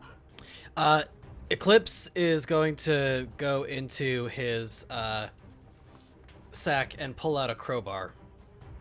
Okay. Sure do wish I could touch Carrick right now and cast guidance. Eclipse is going to try to see if he can use the crowbar to wedge out the stuck out of piece. curiosity, why can't you? Well, she's holding the rope. She could let go of the rope, and her friends could hold on the rope, and then you can try to go touch it. Can someone? I need to help, and I'm gonna. May the sun guide you, Carrick. Okay. I don't know what that does for me again. So you get guided. Yeah, you get. You can roll a d4 and add that to any ability check. Okay. Eclipse, what was your strength check? 10. You go to pull, and you pull the leverage on the crowbar, and the crowbar snaps in half. But it does look like it moved the bar a little bit. Okay, so I'm assuming that means that the far right now is a little easier to pull out. So what happened when he pulled it is he kind of hit the pin. It's like when you have a nail that's been bent and you try to do it and it twists. It looks like it's twisted a little bit. You can try to pull it out again. Guidance. 16 sleight of hand. Is that what your Guidance. sleight of hand was? What With you guidance? With you can, Oh, this guidance. one is 16 and then crap. It's a those cantrip, so you're just gonna feel Kiwin just like tapping nonstop. things. That would make it a 19. 19. 19's enough. You and you pull out that last one, and you watch as the knuckle shifts, and now it's only held by that center pin. I try for that one as well. Here, use this if it helps. And Eclipse pulls out his second crowbar. If I'm doing sleight of hand, that's going to be a dirty 20. Dirty 20. Okay. And if you want me to put stuff on it, I can use the stuff that she's giving me and make it a 23. Okay. So, Kiwin, you're still down there giving him guidance, right? Sure am. Nafiko is holding the rope. Kai, you're holding the rope. So Kai and Nafiko, please make strength saving throws. Carrick, Eclipse, and Kiwin, please make dexterity saving throws. Wow. All right. Well, Oh, Definitely well, gonna I plus take four a for me. tumble. That makes Okay, it okay, 5 okay, total. Okay. all right. 22. I have a 13. 13, 10, 10, Did you have a +4 for me? Because it was a saving throw. 14. 22. 14, 13, 22, Eclipse. 25. A +4, so 25. whatever that means. Carrick, you had an advantage because you're tied to a rope.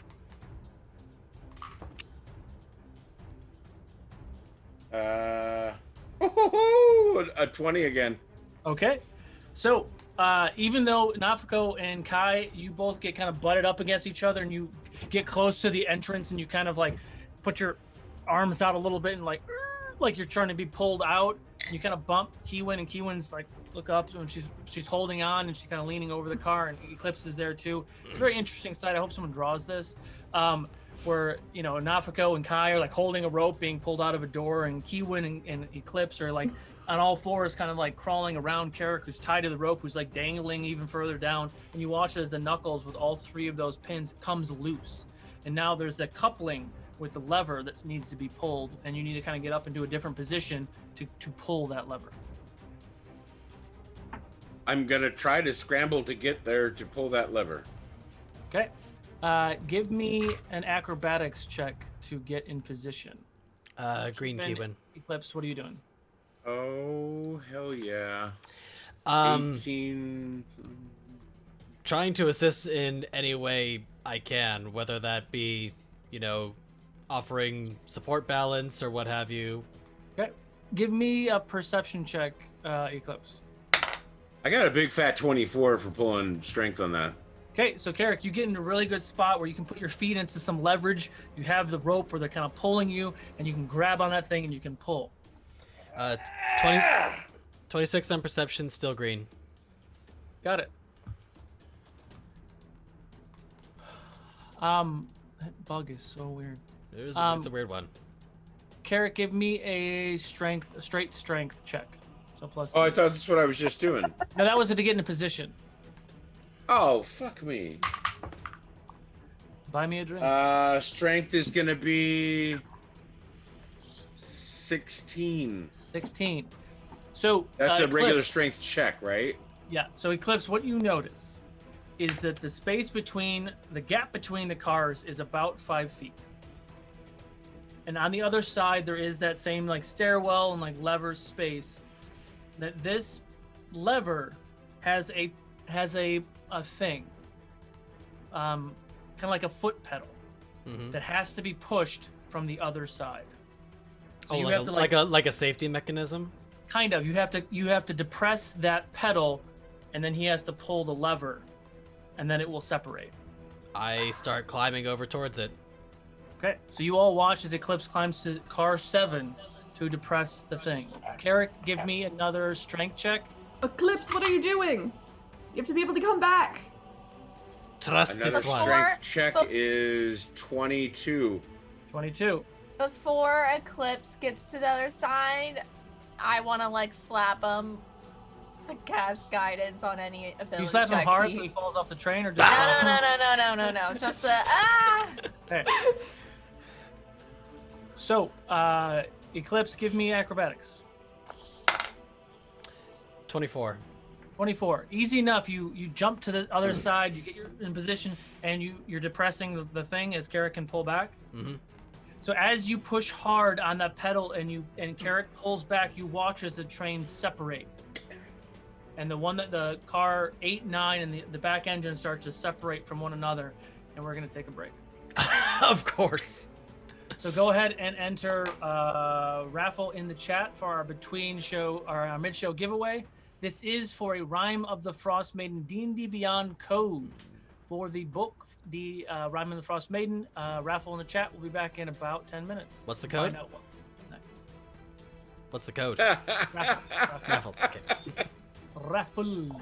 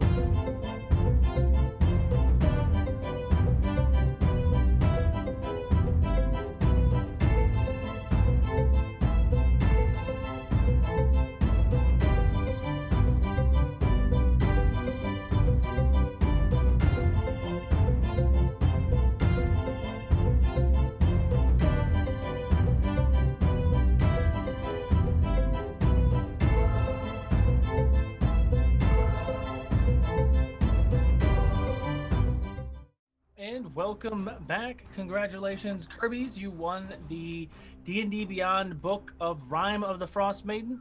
Just need you to say hello in the Twitch chat to get that thing. Follow the link that we just posted to Discord and shoot me a message. Do have to claim it, though, in chat. Otherwise, we'll have to move on to the next winner. So where did I leave off? Oh, yeah, Eclipse. You're currently about 15 feet away from your train. Yeah, we're gonna take a leap of faith here. Okay. You have guidance. You do have guidance. What does that give me? You get a D4 added to any D4. abilities check or saving throw. Wonderful. So you're jumping. Can you tell me how? Do I have any room for a running jump? No. Or is this just a I'm leaping off of it sort of a thing? You are the door to the other thing is closed currently, and you are on the outside of it, kind of holding on for dear life. Let me check something real quick here. As he goes to jump, I look down and realize that there's still a rope on me. So without saying a word, I leap towards him. He is 15 feet away from you. I leap towards him. I'm sorry, perhaps you didn't hear me? No, I'm just kidding. I heard you. So as Carrick begins to leap towards Eclipse, Kiwin, you're right next to him, and Kai and Nafako, I need you to make strength saving throws. Oh my gosh. We're going. Carrick! I don't think we gave you that much slack on the rope. Stupid Dragonborn. I'll jump out of bling, bling, bling. I have no idea how I'm going to accomplish this, but I am going to attempt to push off of the train and, using the mass of my body, get the stupid Dragonborn back where he came from. Okay. Please make an acrobatics check, Mr. Eclipse. 18 strength from me. Okay. Yeah, Carrick, you try to jump and you feel taut in that moment. And in that moment, as you feel taut, you're standing like at the base of the stairs, like in the motion of jumping, your hands extended. You stop moving. Kiwin is right behind you, like, what are you doing? And then Nafako and Kai are holding on, and Eclipse springs off of the train that he is on. What was your check, sir? For acrobatics, that'll be a 24. 24. As Eclipse springs off of the back of the other train, he comes flying towards where you are, Carrick. I need you both to make strength saving throws for me. Who's you both? Carrick and myself? Yes. Cool. And Kiwin to let her cat out. Oh no. Does guidance apply to this, or is that a one-time deal? Oh, strength saving. Oh, that's better. 15. One time. That was just a one-time thing. Technically, I didn't use it on that last roll, even though I was supposed to. Is it just your next check? Let me Or does he double just- check. Can't remember. I forgot to add To that. one ability check of your choice, I concentrated on it up to a minute. So Fantastic. Well, now they're probably within 10 feet of me, so you get a +4 if it's a save. They are within 10 feet of you. Fantastic, that helps. So that'll be 4. Oh, that was a really good roll. So 8, so that'll be 16 strength, you said? Yes. 17. Carrick? It was a 16. 16. Okay, that's with Nafako's plus whatever, too. +4? No. So that'd be a dirty 20. Crap, hold on, sorry. Or it's not a roll, it's just +4. Oh, okay. Well, then there you go, dirty 20. Okay. So Eclipse springs off of this, off of the one train. You see his paws or his hands out, extended claws out, back arched, flying through the air. Carrick, you grab onto Eclipse, and you all kind of fly back into the opening of car 8. Everyone make a perception check for me. Oh no. Natural 20. 16. That's the time to do that, sir. Woo! Dirty 20. Wow. Okay. That is a dirty 20. Nafako and Kai? 16. 16? 16. Okay, look at you all. You all looking around like frantically, like what the hell just happened? You look out, everyone's accounted for. Roland is standing there like, what are you guys doing? Well, at least and you all look out the back opening and you see these walls. These walls are made of similar material that you saw the Artificer's Tower made of. But these walls are like 400 feet tall. And there's these very, very large machines that look like cannons. And they all point down to the train as the train is flying through the first exterior opening. Oh, son of a bitch. Come on. 100 feet away. What are you guys doing? Do they seem Getting like ready they're to watch the train get blown up?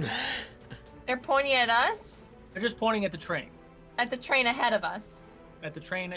Currently, you're still technically part of the train. You just Right. separated. We're just slowly drifting apart. It's pointing at the train.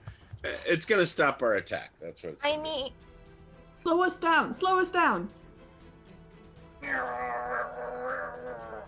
So he starts slowing you down. The cannons following us or the train in front? Hmm? Are the cannons following us or the train in I front? mean, you sailed through that thing in like an instant. So Oh, so you we're were already still past doing- it.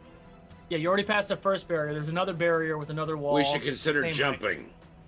no! You're still going about 80 miles an hour. The train in front of you is doing about a buck really 20. fast for a train. He's pulling back. Are you still standing at the front door? No! I'm getting no, back. we're inside. Okay. Didn't say- I don't need to be like a rocket out of this. So you guys climb back. Are you staying in car 8 or car 9? I'm going to wherever the brakes 9. are and helping them pull. That's in the engine room. Yeah, Okay. I'm let's gonna do go it. to 9. Okay. So he's pulling the brakes. He's pulling the brakes again. What he's trying to do is not just pull the brakes, because it does kind of work like that, but he's also trying to torque it, because this is a train that goes the other way. Like if you ever ride the Metro, the trains push and pull, right? So it's trying to also kind of slow down quickly. Going the Either other way. direction. So whoever's helping, just give me a strength check real quick. Oh, fucking worst roll. Oh, 25. good, me too. 11. 11. Okay, so Carrick, you get in there and you try to help. He's like, no, I need help over there. And Nafako hears that, and she goes and she pulls a different lever, and it's like there's like 4 of you like pulling on different things, and you're slowing down. You're still doing like 65 miles an hour, but the train is now maybe 500 or 600 feet away, and you've gone through 3 barriers now. So these are 3 very tall, 400-foot walls with giant construct cannons on them. You are now through going past the 3rd one. The main train is way ahead of you. I need you guys all to do dexterity saving throw. How has a structure this size managed to remain undetected? Oh, here comes all my crappy rolls. All right, anyone who's within 10 feet, don't forget. Thank you. Much appreciated. 320. Oh, okay. Well, then +4. Oh, that helps me. Okay. 21. I'm so dexterous now, guys. It's amazing. 16. 16. 12. Eclipse, being indignant as to how such a large structure has remained hidden, has also rolled with What's Nafako's happening? help What's a 13. What's happening? Okay. What's So happening? Nafako is a 12, Eclipse a 13. What'd you get, Kai? 20. 20. So Kai, Carrick, and Kiwin, you're fine. Well, not fine, but we'll find out in a second. So what happens is you barrel through that last wall barrier, and now you're in this huge, it looks like it goes on for a mile, giant courtyard. And as far as you can see the barriers of this wall just go all the way around this monstrous castle, this huge tower.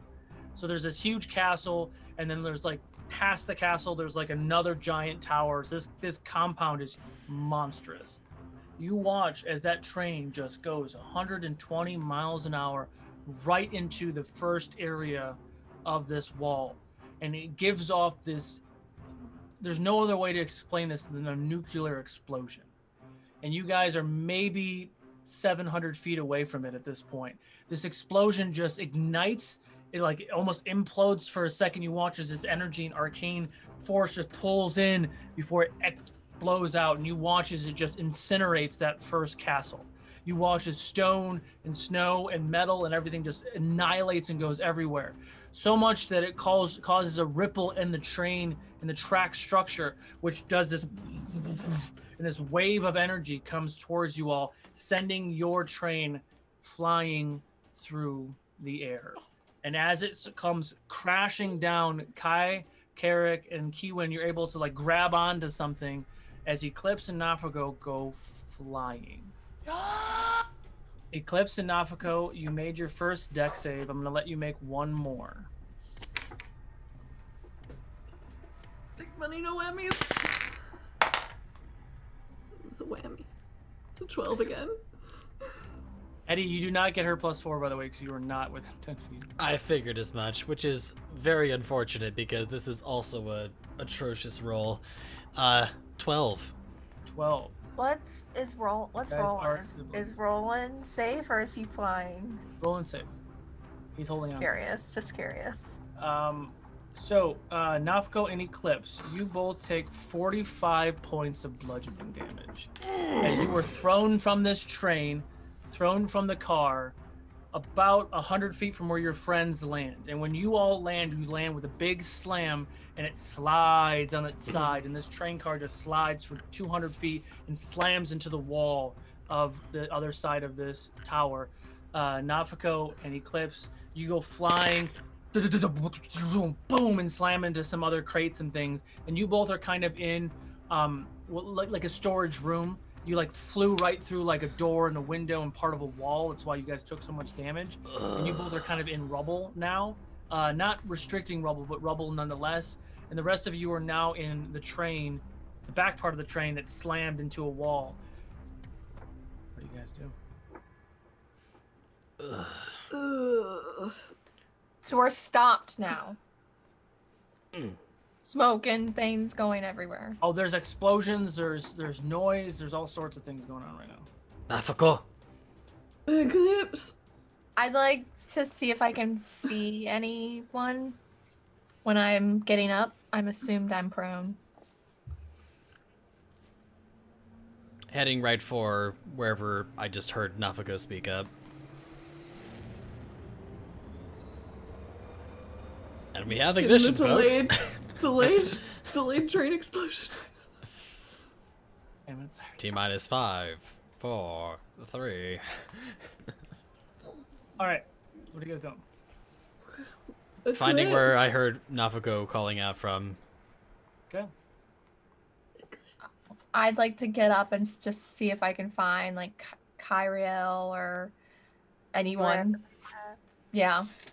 Carrick, Roland, Nafako, Eclipse, since I probably didn't see them fly away. Yeah. Give me a perception check. That's accurate. 5. Oh, I'm a little. yeah. I think I just got the same. 15. 15. 6. 6. Being used to getting the shit kicked out of him, Eclipse snapped back to his senses with a 24. Okay.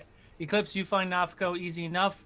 There's dust, there's snow, there's debris everywhere. You pick her up and you kind of look around, and the place is in utter chaos. Kai, what was your check? 16. 16. So Kai and Kiwin, you're able to find each other. Most of the constructs are still okay. They get up and they start to kind of come out. And you guys do find Carrick. So the 4 of you are with Carrick and Roland, and then Eclipse and Nafako, you are in a different location, but you're kind of taking a look at the space. The first tower, the keep or what have you that was in there is no longer there, just gone. There's a crater that you cannot see the bottom of from your vantage point, and it goes for maybe 700 feet. It's just this big monstrous crater that is now where the train had landed. You do see that the big constructed cannons on the top have pointed inside, and as the explosions and things are happening, have reverted and pointed back outside now. And you see some machines and things that look like they're coming to put out fires and such coming from other locations. No one seems to be paying your section any mind yet. Can you stand? Let's move. Okay. Yep, I think so. So next, well, you know what we should have done? We should have saved some of that explosion for the thing that makes everything go whoosh, whoosh, snow. We should have done that. That was a big explosion. The point is made, but we certainly made an entrance. Are they feeling okay? Me? No. I feel great. How about you? We need. Wonderful. We're not with them, right? You don't see them. Are all of the constructs? Are they like? So they're kind of getting their composure. It seems like they had some sort of magnetic thing, so they didn't move. Their feet were still on the floor, and they were just sideways. And you watch them; they kind of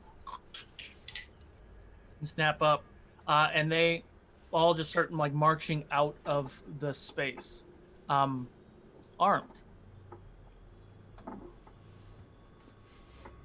Alvor looks up to you. What's that plan? What Thank you for liberating us. Good luck. And like You too. constructs all go out, and you all start to hear fire. Like, and you're watching some of the weapons that they have are shooting like energy, and some of them are shooting shots like Carrick does, and they're just kind of going ham at the moment.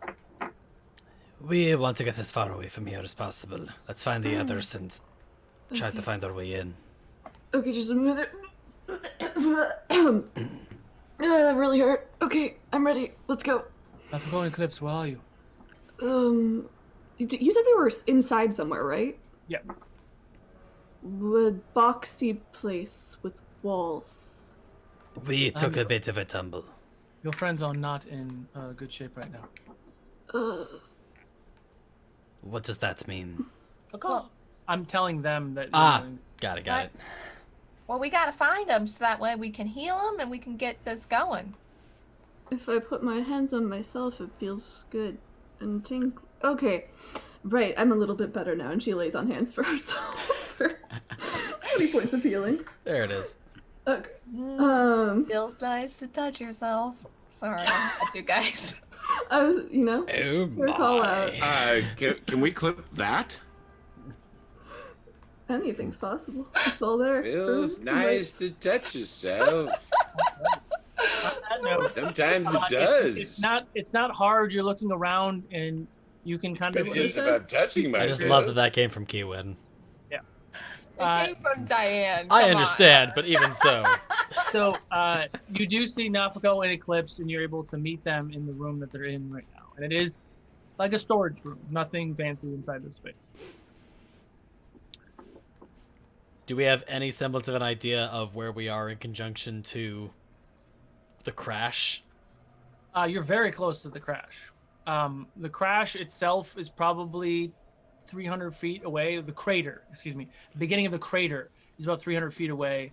About 650 is the point of boom. Let me rephrase. The cart that we were in. No, you were about 100 feet away from the cart. Okay. Yeah, but they found you. So Okay. you guys are all in the storage room right now. Oh, got it. Okay, cool. And you do see those constructs like just shooting, flailing.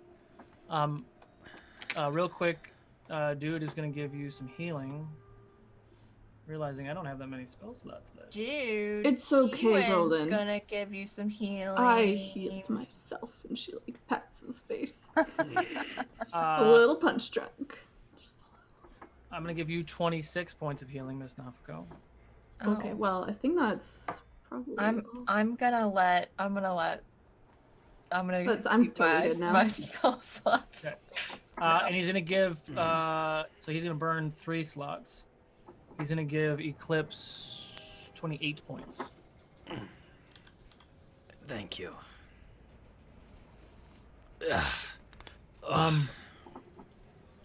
Everyone, please make a perception check in the voice of Roland. 12. Oh. 19. Nat 20. 24. 4.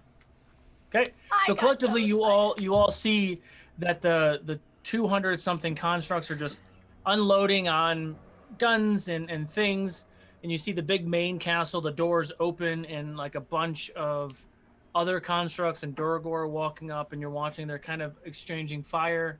You're seeing some spells being flung, but something else that you see, maybe 300 feet off the ground in the tower, is a big balcony. And you see this tall figure walk to the balcony. Way too far to see a face. It's like a blackish robe with the hood is up.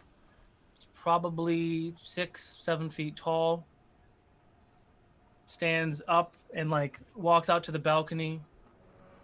And you see this creature entity put its hand out. And you watch as this beam of energy flies down. It's black with purple arcane magic flies from it, and you watch as like 5 or 6 giant meteors barrage the constructs on the ground, and they are no longer moving. Great. We sent them to their death. We were looking for a distraction. This is it. If we're going to move, now's the time. Yes, let's get moving. Where are we going? Towards that balcony. No, but didn't they say that the machine that creates the snow is outside of this castle? The being that controls it all is up there. Did you just see what they did? Do you really think we can take them on? Get close enough. I'd rather die trying. I don't believe we know exactly where that machine is, but I believe that is also part of our mission. Oh, I guess we're going there? Send your little robot buddies after the machine. I don't suppose we can ask nicely. Well, there's always plan B. Which is, I don't know. I really don't know what would happen if I'm just like, to the nearest person being like, by the way, I'm the artificer's daughter. But might get me at least close. I don't know what will happen when I get there, though. Given the relationship that this person seems to have with the artificer, that sounds like a great way to end an early life. And didn't they tell us earlier that if they were to find you, they were supposed to kill you? I don't think they said kill. No, I think they said bring me back to Pyriel. But for what purpose? Well, then that might work. Well, that is the mystery, isn't it? But, they weren't trying to kill me. They were just trying to restrain me when they grabbed me. That's true. Eclipse slightly draws the sword after noticing something unusual. I'm just saying, we should not... That's just, if we're in a tight spot, it's a panic button, potentially. Just putting it out there. As Eclipse pulls the sword out a little bit, you all notice the sword is giving off a faint purple glow.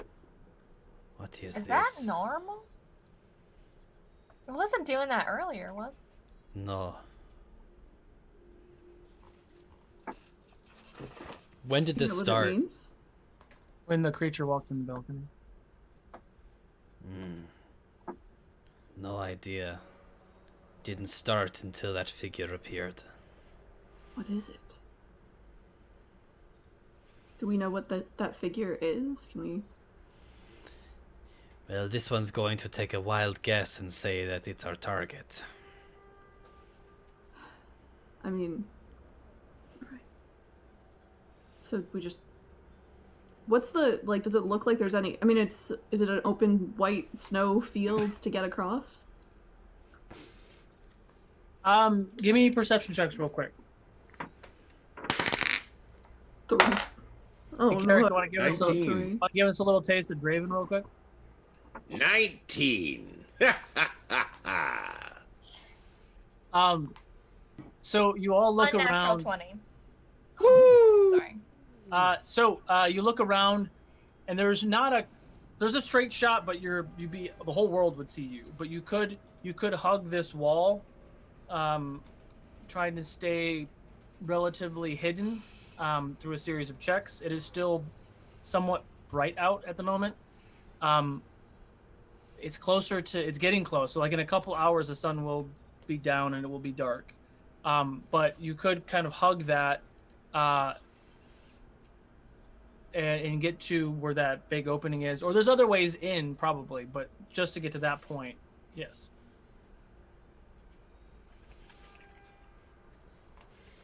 Well, we move. Indeed. Let's go. Okay. Unless anyone else has any suggestions, this one's planning Wait. on going to the tower. Nafako blinks her eyes and her eyes turn red. She says, just give me a second. Just give me a second. Just give me a second. Our distraction I won't don't know how to do last this. long. And she casts disguise self on herself. And she is trying to look like one of the Duragor. Okay. She's trying to shrink herself a little bit too, but I was like, because you can't change your size. yeah, Yeah. Well, you can appear. yeah, you can appear shorter. You can appear Yeah. shorter, but if you went to go, Yeah. you, Fear The bolts. footfalls in the snow would still be the same size. Yeah, the two fear bolts in the party can shrink their size when they disguise self, but the normal spell, if someone would like touch above your head, they would feel that there's something there. I guess it's safe to say they know we're here. By the way, the two Duragor that were helping you are nowhere to be seen. That's hopefully good for them Oh, they've been paid and gone. if they're smart. or they're dead. You We're watch likely as to- Roland shifts and turns into a Duragor too. One of the ones that was in the train. Should I do that? I mean, the more we look like people Are who you are really around going here. to tell me that we're turning into the whole get help I'm thing? gonna turn into a Duergar as well. And if we're seen, then a story Look, I would check Right, out. then we're prisoners. This goes back to the original thing that she mentioned. Do Or either of they you two mentioned. have a way to make yourselves scarce? Indicating Carrick and Kyriel. I remember watching this story once with this very tall, hairy creature. They tried to pretend cuffs on, and it didn't work. look. I don't have I will move to whatever shadows or any hiding I can, but I'm not made. Here, wait, come No. over here, Carrick. And you like feel like an arm, just like nowhere where an arm should be. For the Duragor. And you disguise self is cast on you. And you look like. Did I see any of what they were fighting against? Was it just Duragor? There were other constructs, very large constructs, and some Duragor. Okay, so I'm gonna try and make Carrick look like one of the constructs. That what we're not getting, destroyed. God, I wish I took seeming, but I didn't. See me like you can do like everyone. Yeah. Yep. Right. Okay. So Excellent. now we all look. I know me and Carrick aren't good at sneaking, so I figured this would be a bit better. So, are you guys still gonna try to sneak around? The other two maybe should sneak. Once, I did we figure out Kyriel? I don't have the spell prepared. And I can't cast it. It's not a ritual spell, so I can't cast it as a ritual, so no. I have it. I just don't have it. So, are you prepared. guys still trying to sneak around the wall, looking like the enemy, or are you just trying to walk up the door? Whatever looks the least suspicious is what I want to do. If sneaking around the wall while looking like this would Don't- seem more suspicious, I don't know. Don't know if this will help, but She's here. staying in character. I don't want to look suspicious, so Oh, I'm well. going to continue walking this way. Eclipse hands Kyriel his cloak of elvenkind. Watching Jordan. Does that need attunement? Probably, but it's a shot in the dark. What are you trying to do? Eclipse is giving Kyriel his cloak of elvenkind. Sure. You guys are hanging around here long enough for Kyriel to get attuned to that if she wants to, which will help with her stealth checks. Okay. Okay. And if we're all settled on this plan here, then Eclipse is going to look to everyone, nod, and then disappear. Right. Okay. So what are you all doing? Eclipse, I'll get to you in a second. What's everyone else doing? Let's walk Okay. towards the thing. Is this Ray? Yeah, this is Ray impersonating a Duragor. You don't have to talk like that yet. It's just if someone comes. Never mind. Yeah, but Main like, character. I'm an artist. Oh Jesus. well, you know, this Ray a bard? Durgar- Yes. We just have to keep doing our job. Okay. This So stealth Durgar checks. sounds like this. Stealth so. checks for everybody. Mr. Eclipse, where are you going? Eclipse is actually staying close to everyone, but remaining silent and invisible. How close? Far enough away to not attract attention, but close enough to be able to strike should it be necessary. Got it. 30 feet? Sure. 30. Okay. Everyone stealth checks? Oh wait, and disadvantage. Does invisibility do advantage on that, or? All right, whole lot of 6. Well, out of 6. Man, you guys need some pass without a trace. Like it's nobody's 11. business. Well, I mean that's why we have the disguises. I have to was roll with disadvantage. trying to go that's more why. for deception than. So you all begin to kind of mosey casually, around the wall, and you get to like an area, and you're trying to be nonchalant but act because there's still more of those constructs that are fighting the rest of the thing.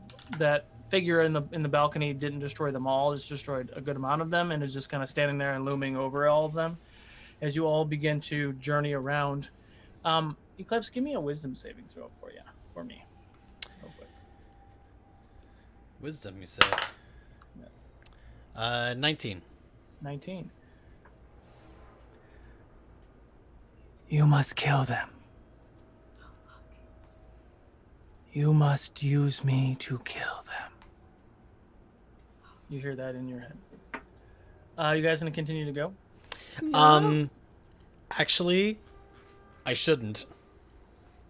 I hope it means Let's them see here. as in Pyriel and not them as in us. Okay, yeah, I can still be communicated with. Never mind.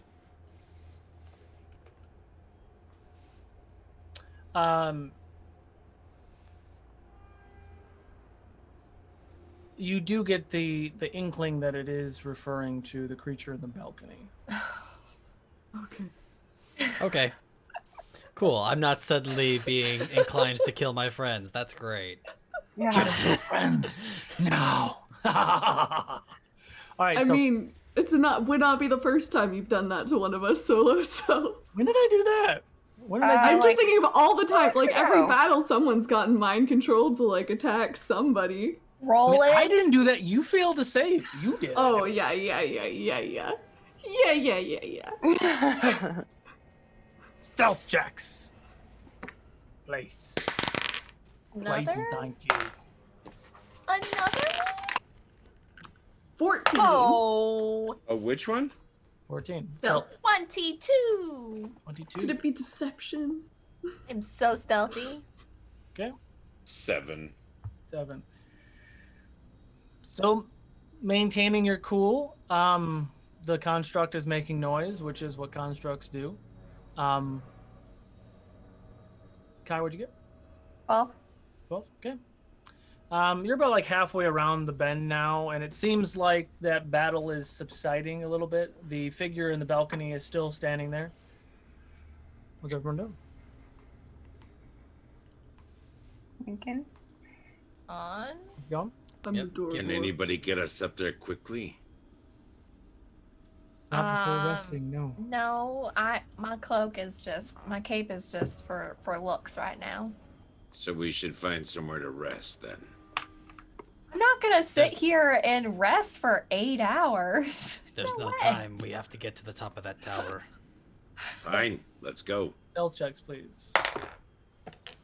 As we argue about. Oh, nat 20. 24. 14. 14. Okay.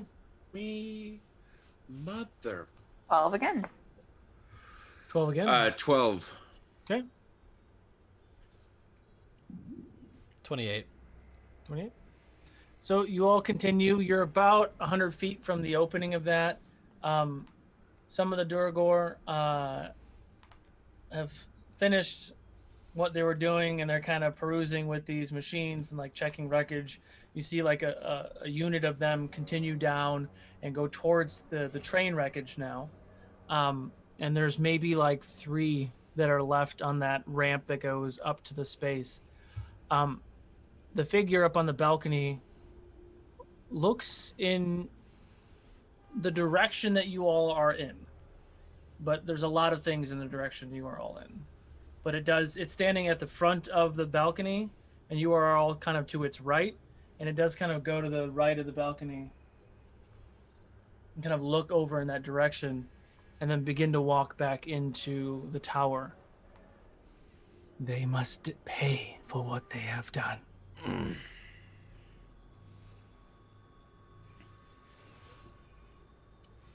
Eclipse thinks in his mind, who are you?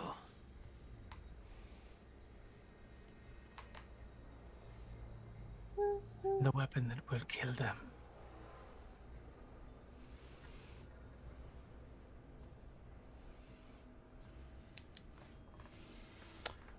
Okay. So there are 3 Duragor that are kind of just hanging out as 3 Duragor, a construct, and someone in a cloak is walking up. What do you guys do? Keep Someone in a walking, cloak? like, Just keep walking like Kai's in a you're cloak. on a mission. So are you going to walk up like Duragor and just walk by them? Yep, that's what I'm doing. yeah, just Okay. walk. Yeah, just we're busy. And then what's Kai doing? Walking with them. With your hood up, just looking different? Hmm. Okay.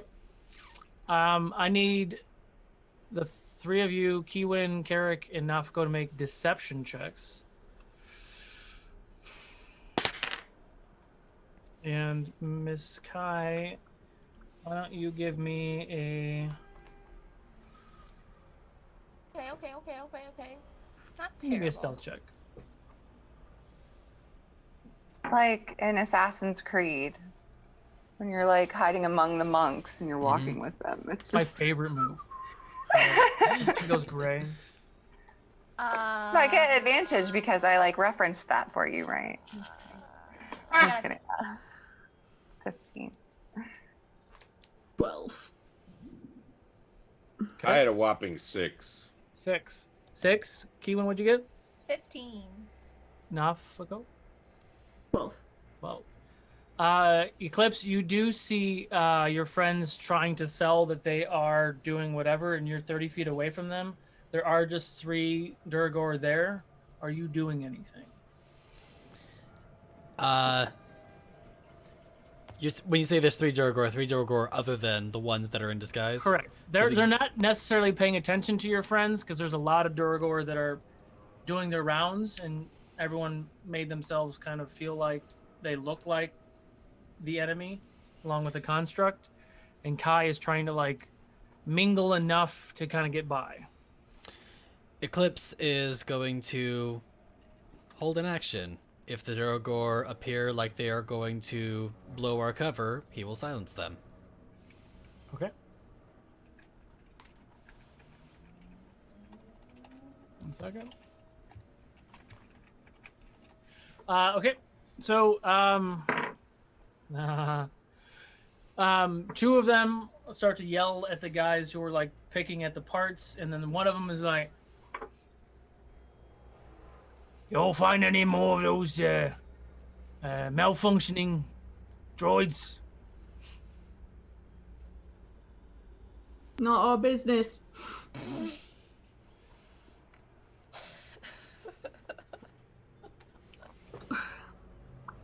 Roll a Performance? I'm thinking. Yeah, I would give you a performance or deception. It's the same either way, so. Not the droids you're looking for? Like, It's a 3 + 4, either way. Haven't. Not your business. It is your business. Go over there and make sure all those droids are dead. Fine. Come on, let's go. I start to turn around. Okay. Kai, you feel a hand on your back, and Roland is kind of pushing you forward while the three of them start to turn to go. Here we go. Keep going. Please roll a stealth check for me, Kai. So Kiwin, Carrick, Nafika, what are you doing? Eclipse, what are you doing? I don't want to turn. You don't turn? No. Okay. Carrick, what are you doing? I don't know actually. I guess I'm moving forward and looking, going, why is she? What's happening? So you're standing there looking back and forth. Kiwin, you're following your brother and Kai. Mm-hmm. Okay. We'll like look over my shoulder and see that they're not following. Be like, hey, come on, just. You know what? What's your rank? Do you outrank us? Wait. Yeah. Why am I following your orders? Boy.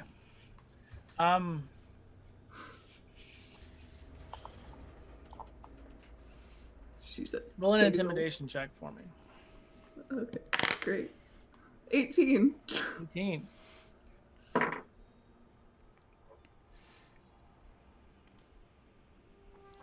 You don't look familiar. Do I Don't look know familiar. you? No, don't know you. He starts to walk closer to you. Eclipse? Oh.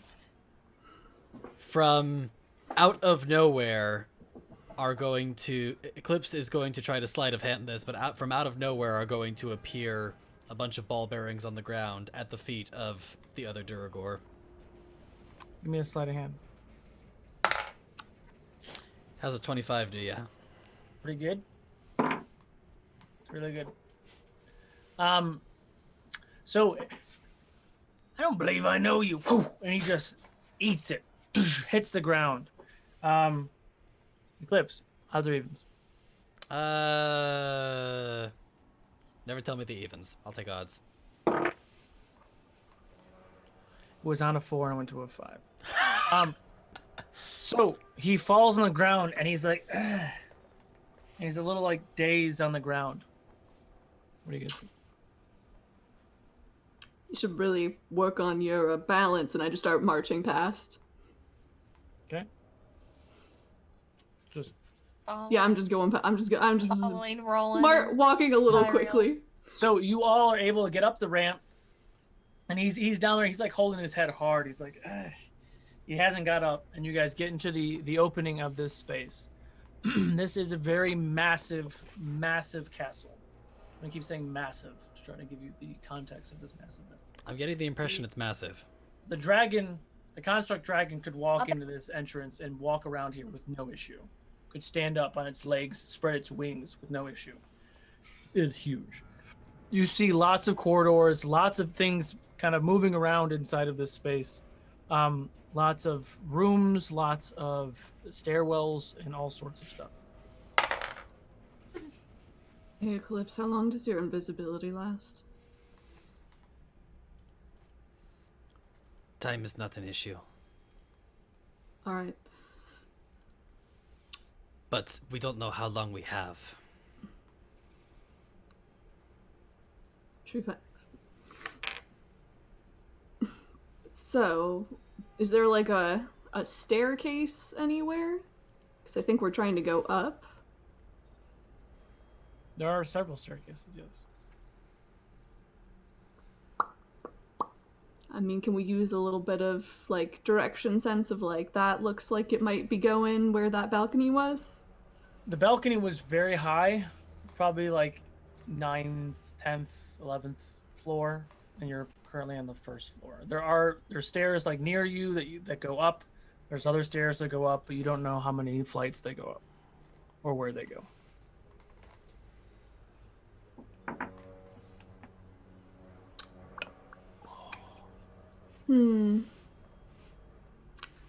Nafika will just start walking towards the nearest stairs. Yep. You guys follow? Yeah. Yep. Going up. So you go up. You go up the stairs for a little ways. You don't see anyone walking around, and at the top of this first flight of stairs, you're now on the second floor. That's as far as the stairs go, and there's lots of what seems to be just like lots of storage rooms, right? So there's just rooms with just stuff in them, but you don't see any robot, any constructs, Jesus, or Durgor or anything moving around. It's just a big hallway, kind of common area, and there's like rooms that kind of branch off in several different places.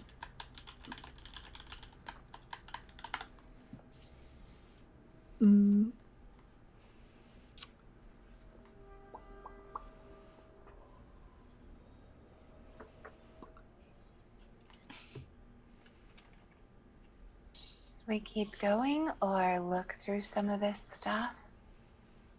Keep moving. Yeah, I feel like we shouldn't dilly-dally. What is our plan? There'll be time to look at all this after we finish this beast. I guess we're killing this man, right? I mean, we're here. This seems way out of our league, but what are we gonna do at this point but try? I trying.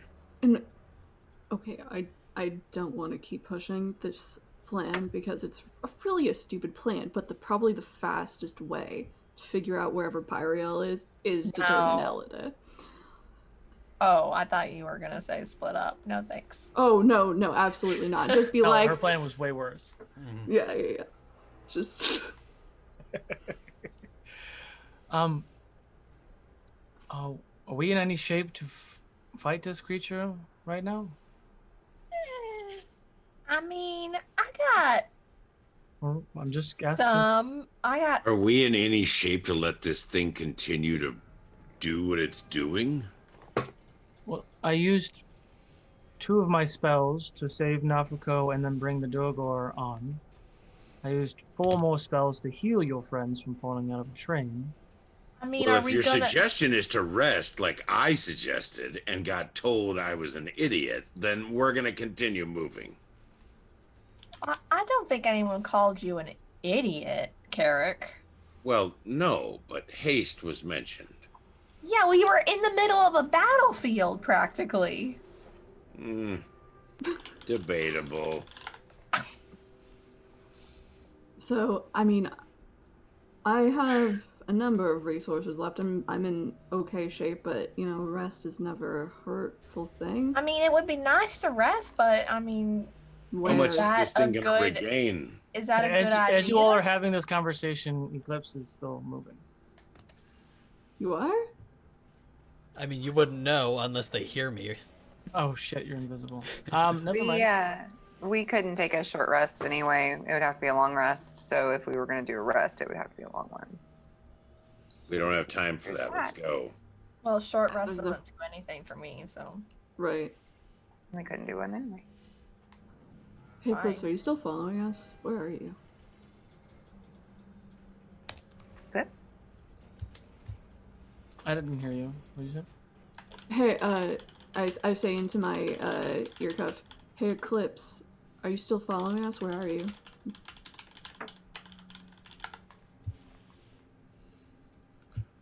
Eclipse isn't answering? Come on, Meow. Oh my god, is that a pun? Answer right, meow. What's the range on the ear cuffs? I forget. I forget too. I think it 500 was feet. yeah, or- 500. No. I thought it was 1,000. We made it pretty far, if I recall. Yeah, like Maybe 5,000. 1,000. Yeah. Yeah, 1,000. Normally. So still technically within range. Time is not on our side, and we've been given a unique opportunity. If we don't strike now, we might not get another chance. I mean, I think we were all on that page. Going. Where are we going next? So you're continuing down this corridor looking for more stairs. Okay. You do eventually find stairs that lead you up to a third floor. This floor looks like there's lots of holding cells here. There are people in the cells. Parts? They have not noticed you yet. You kind of are up in the stairwell. You still are 3 of you or 4 of you are disguised as enemies. Kai, you're kind of hiding. Eclipse is invisible. But you do see several cells with people in them. Are there guards? Nope. We're freeing them. Okay. How? That's a good question. Do I know anything about how to open these cages or anything like that? You look at the cages. They do look familiar. They do not have any handles or locks, and they do have a similar glow to the cages you all were in the tower. Oh, great. I forgot how we got those open other than him smashing the artificer. Right, there was like a generator powering them. That we, Where's in that both thing cases. gonna be? Yeah. We It's gonna be down on the bottom floors, right? I mean, I Well, have that- to spell magic, but I think it's like it would only be for one thing. It didn't work on the cages when you tried it then. Have to find the Oh, stone I don't think power I of it. don't think I tried it because I just No, I think you did. You tried it when you were inside, anyway. I just equipped this. Yeah, Okay. someone else did that. But the locking mechanism on this with the power source is not magical, so there's nothing to Yeah, dispel. yeah. It's like electricity. So you're not dispelling the energy source that is powering it. Shocking grass. Energy. Do we see anything that looks like the things that powered the cells in the Artificer's Tower? How do we get you out? Hey, where did you come from? Oh, don't worry. We're friends. I know they look really scary right now, but I don't want to be If talking. if we let them out right now, they're just gonna get killed, right? Probably. They're always watching. I can't feel like talk they're to you. safer in there at the Can't moment. talk to you, until and we- they all start to like back away as far away from the cells, the bars as possible. Well, that's strange. Do they look experimented on? Is there anything interesting about these people? Yes, actually. It's curious where you're going with that question. But are these interesting collars that they all have on with these little things that are kind of protruding out of each side that look like they were like needles or something? But the second you start talking to them, they kind of freak out and they all back up and they say that they keep repeating that they're always watching. We should get out of here. How does their skin look? Looks worn. So they're not like super pale, icy white looking assassin-ish Huh, no, in training. Okay. it's a good idea. Assassins in training. Tortured into assassins. Are they We all don't have time. mixed races? Well, you're moving forward. You don't know that we stopped. All right. We You should probably keep just moving though. assume, though. If you pass by all the people, you're probably like, So you keep moving. There is another stairwell. And then we go. It does continue to go up. On the 4th floor, it looks like it's like barracks. there are Durgor sleeping. No one seems to be walking around. The stairwell does continue to go up. Just sleeping? Like, what the? All right, let's keep going. Seems like a bad time to sleep. Ewan, Yeah. should we cast Fireball and then close the door? No, you should not cast No. Fireball. I think I want to save my fireballs for you know who. But we might get flanked. Yeah, but they might not be. You might also put them on alert before we start the battle. They don't know we're here yet. And they might not be enemies necessarily. Yeah. Is the door closed? The door's open. We see them, right? Yeah, I mean, it's like an open stairwell. You go up the stairs and you see this big room. Okay.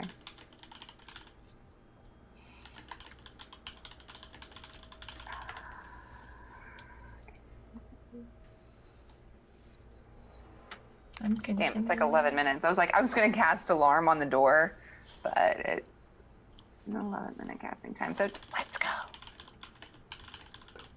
That sucks. You're gonna go up to the next floor. Mm-hmm. Okay. On the 5th floor,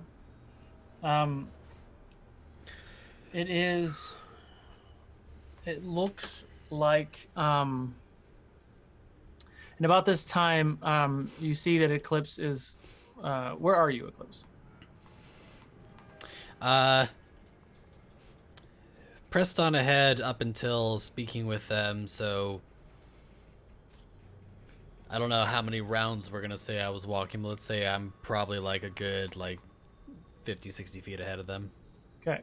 So, the 5th floor is a lab. So you do see some people that are strapped to tables and chairs, and Eclipse is like hiding. You see him now. You see them now hiding like behind some cabinets. There are some machines kind of going back and forth, and like taking limp bodies and like laying them on the table and like strapping them in. Wait, there's And people actively being strapped in? Correct. Oh, gosh. Oh no. I just rolled because this obviously would bring up a lot of memories, right? So I just yeah. rolled to see who would be in control. Oh, it's the one. I rolled a 1. Oh, This was a terrible time. that is I'm the so worst excited. time to do that. The best What's time. happening? I know what's gonna happen. I have no idea what's happening. Okay. Excited. Oh god, I don't even know what to do. I'm ready. What? So there's. Oh no. Oh no. What is this idiot gonna do? I'm so sorry. I'm so sorry. Okay. So. What exactly are we seeing? We're seeing people strap other So people this is a in? very long. So the floors below were maybe about 100 feet long. This one it seems like it's 200 feet long, which means you've been going up in these corridors and these rooms. And this one that you're in now seems like it's longer. So this seems like it's like above that big ass room that you walked into. So you're now on the 5th floor, and the 5th floor does seem like it goes across. And so it's a very long hallway. You do see 2 other constructs. So there are 3 large constructs that are moving things around. So think Matrix and like people being plugged in and all sorts of crazy shit. And these big machines are like picking up limp bodies that are on tables and like placing them down and like plugging them in and then moving down. And there's probably 24 people already in tables like hooked up. And These are how many people are being strapped in? Like who? Like how many people are there? Like strapping people in? There's the one machine that's near you guys that is strapping in one person right now. The other ones are like 60 feet away and then like 100 something feet away. Okay, so what happens is you hear Ray say, "Glip." No, and then the Duragor illusion drops. But Nafako is actually almost the size of a Duragor right now. She has shrunk down, and pulls out her mace. Her skin is gray, and you hear in this tiny voice, Glip will not allow anyone to do this. No more people will be strapped to tables and have terrible things done to them, and just charges out to attack the machine. Roll for attack. I would say advantage because it has no idea that you're there. Yep. Well, that's a 13. Oh wait, Yeah. plus another. Actually, it's a construct, right? Oh yeah. Yeah. Okay, wait. That's a plus. Oh my god. It's a plus 9, so 15. 15 does not hit. Okay. Yes, Eclipse. So, I had a sinking suspicion that whoever was possessing Nafako was about to do something like attack the enemy, so what I had just rolled was Eclipse's follow-up attack to this, Go for it. which was a You have natural an 20. ally within 5 feet, and you have advantage on the attack. It was a natural 20. Amazing. That's silly. Go for it. Max damage on your sneak attack, sir. And roll again. Yeah. Which, max damage on sneak attack is, let's see, that's a total of 5d6 plus... Where's my thingy? There's my thingy. Too many thingies. Okay. Is this with the new sword, by the way? Yes. So, with a 5d6 max damage, that'll be 37 plus this. Plus the 2d10? Did you right. Actually... Oh, right, because I critted. You're right. I didn't even So crit hang the 2d10. hang on. So what you just rolled, is that the sneak attack damage? Correct. The thing I just rolled was the sneak attack plus the base damage of the weapon. The 2d10 for the base damage of the weapon, not 1d6. Oh, You I have see. to click. You have to click the weapon because D&D Beyond doesn't let you change what Yes, the yes, base yes, is yes. that I did easily. see- I did see that, but I So thought that sword does 2d10 damage. I thought that was only on a crit. Which I You guess crit this it. was, but yes. No. Oh, you're right. No, never mind. Hang on. Oh, that's just versus undead. Yeah, but it's more than 1d6 though. Maybe I didn't do it right. You're right. I mean, I do have the extra bonus to attack damage on top of everything. So it should be 2d6 damage. So add another d6. Okay. I'm not gonna say no to that. It's supposed to be a better. It's a better short sword, is what it's supposed to be. That's significantly better if that's the case. So that's gonna be, let's see, so that's just the d6 alone would be 36 plus 7 is 42 plus 42 plus 11 is going to be 58 plus 16 is going to be 74. So, Nafako, as Glim runs up and then swings the mace, completely missing, but allowing the creature to look at Nafako, and Eclipse comes in with this new sword and just shoves it right into some of the gears and parts. The machine rears in pain, taking 70 what? 70 something, 78, I think. That sounds 28 right. points of damage. It rears in pain, and you hear that burr, burr, burr, burr alarm. And that's what we're going to call it for tonight. Oh, Oh, good. my god. Oh, Oh my good. god. We're boy. fudged. Glib wants to do that. Trouble. Glib. Glib. Glib. Glib wants to destroy robots like that. Do it. Live your best life, Glib. Do it. Amazing. What? Oh no, this is not not the time I was hoping that would happen. But hey, gotta respect. Thank you guys so much for watching the chaos. Come back next week to see how the party deals with these crazy constructs. With alarms being set on the 5th floor, we'll see what happens. Join us on Friday for the next episode of the first finale of the Wizards of Ukodor with Silverthorn, which is a 3-part season finale. So each house has its own finale, and they all happen simultaneously. So the events of each of the finales will be happening at the same time. So join us for that to see that crazy chaos. And then the next episode of Vault is on Saturday at 6:30. There is no River Break this weekend, but Adventures Middle Earth is on Sunday at 4. So many exciting things. We're gonna go ahead and raid the Lost Initiative. Looks like they're playing some D&D. If you like what you see, give them a follow. Spread the Fable 42 love. Talk about all the crazy stuff we did today. Thank you all so much for the boost.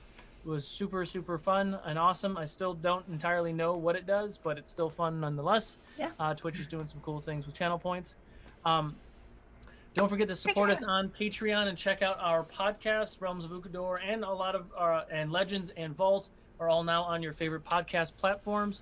If one of the mods can drop in the Realms podcast link, check it out. Listen to us on Spotify, iPodcast, and all that jazz. We'll see you guys next week.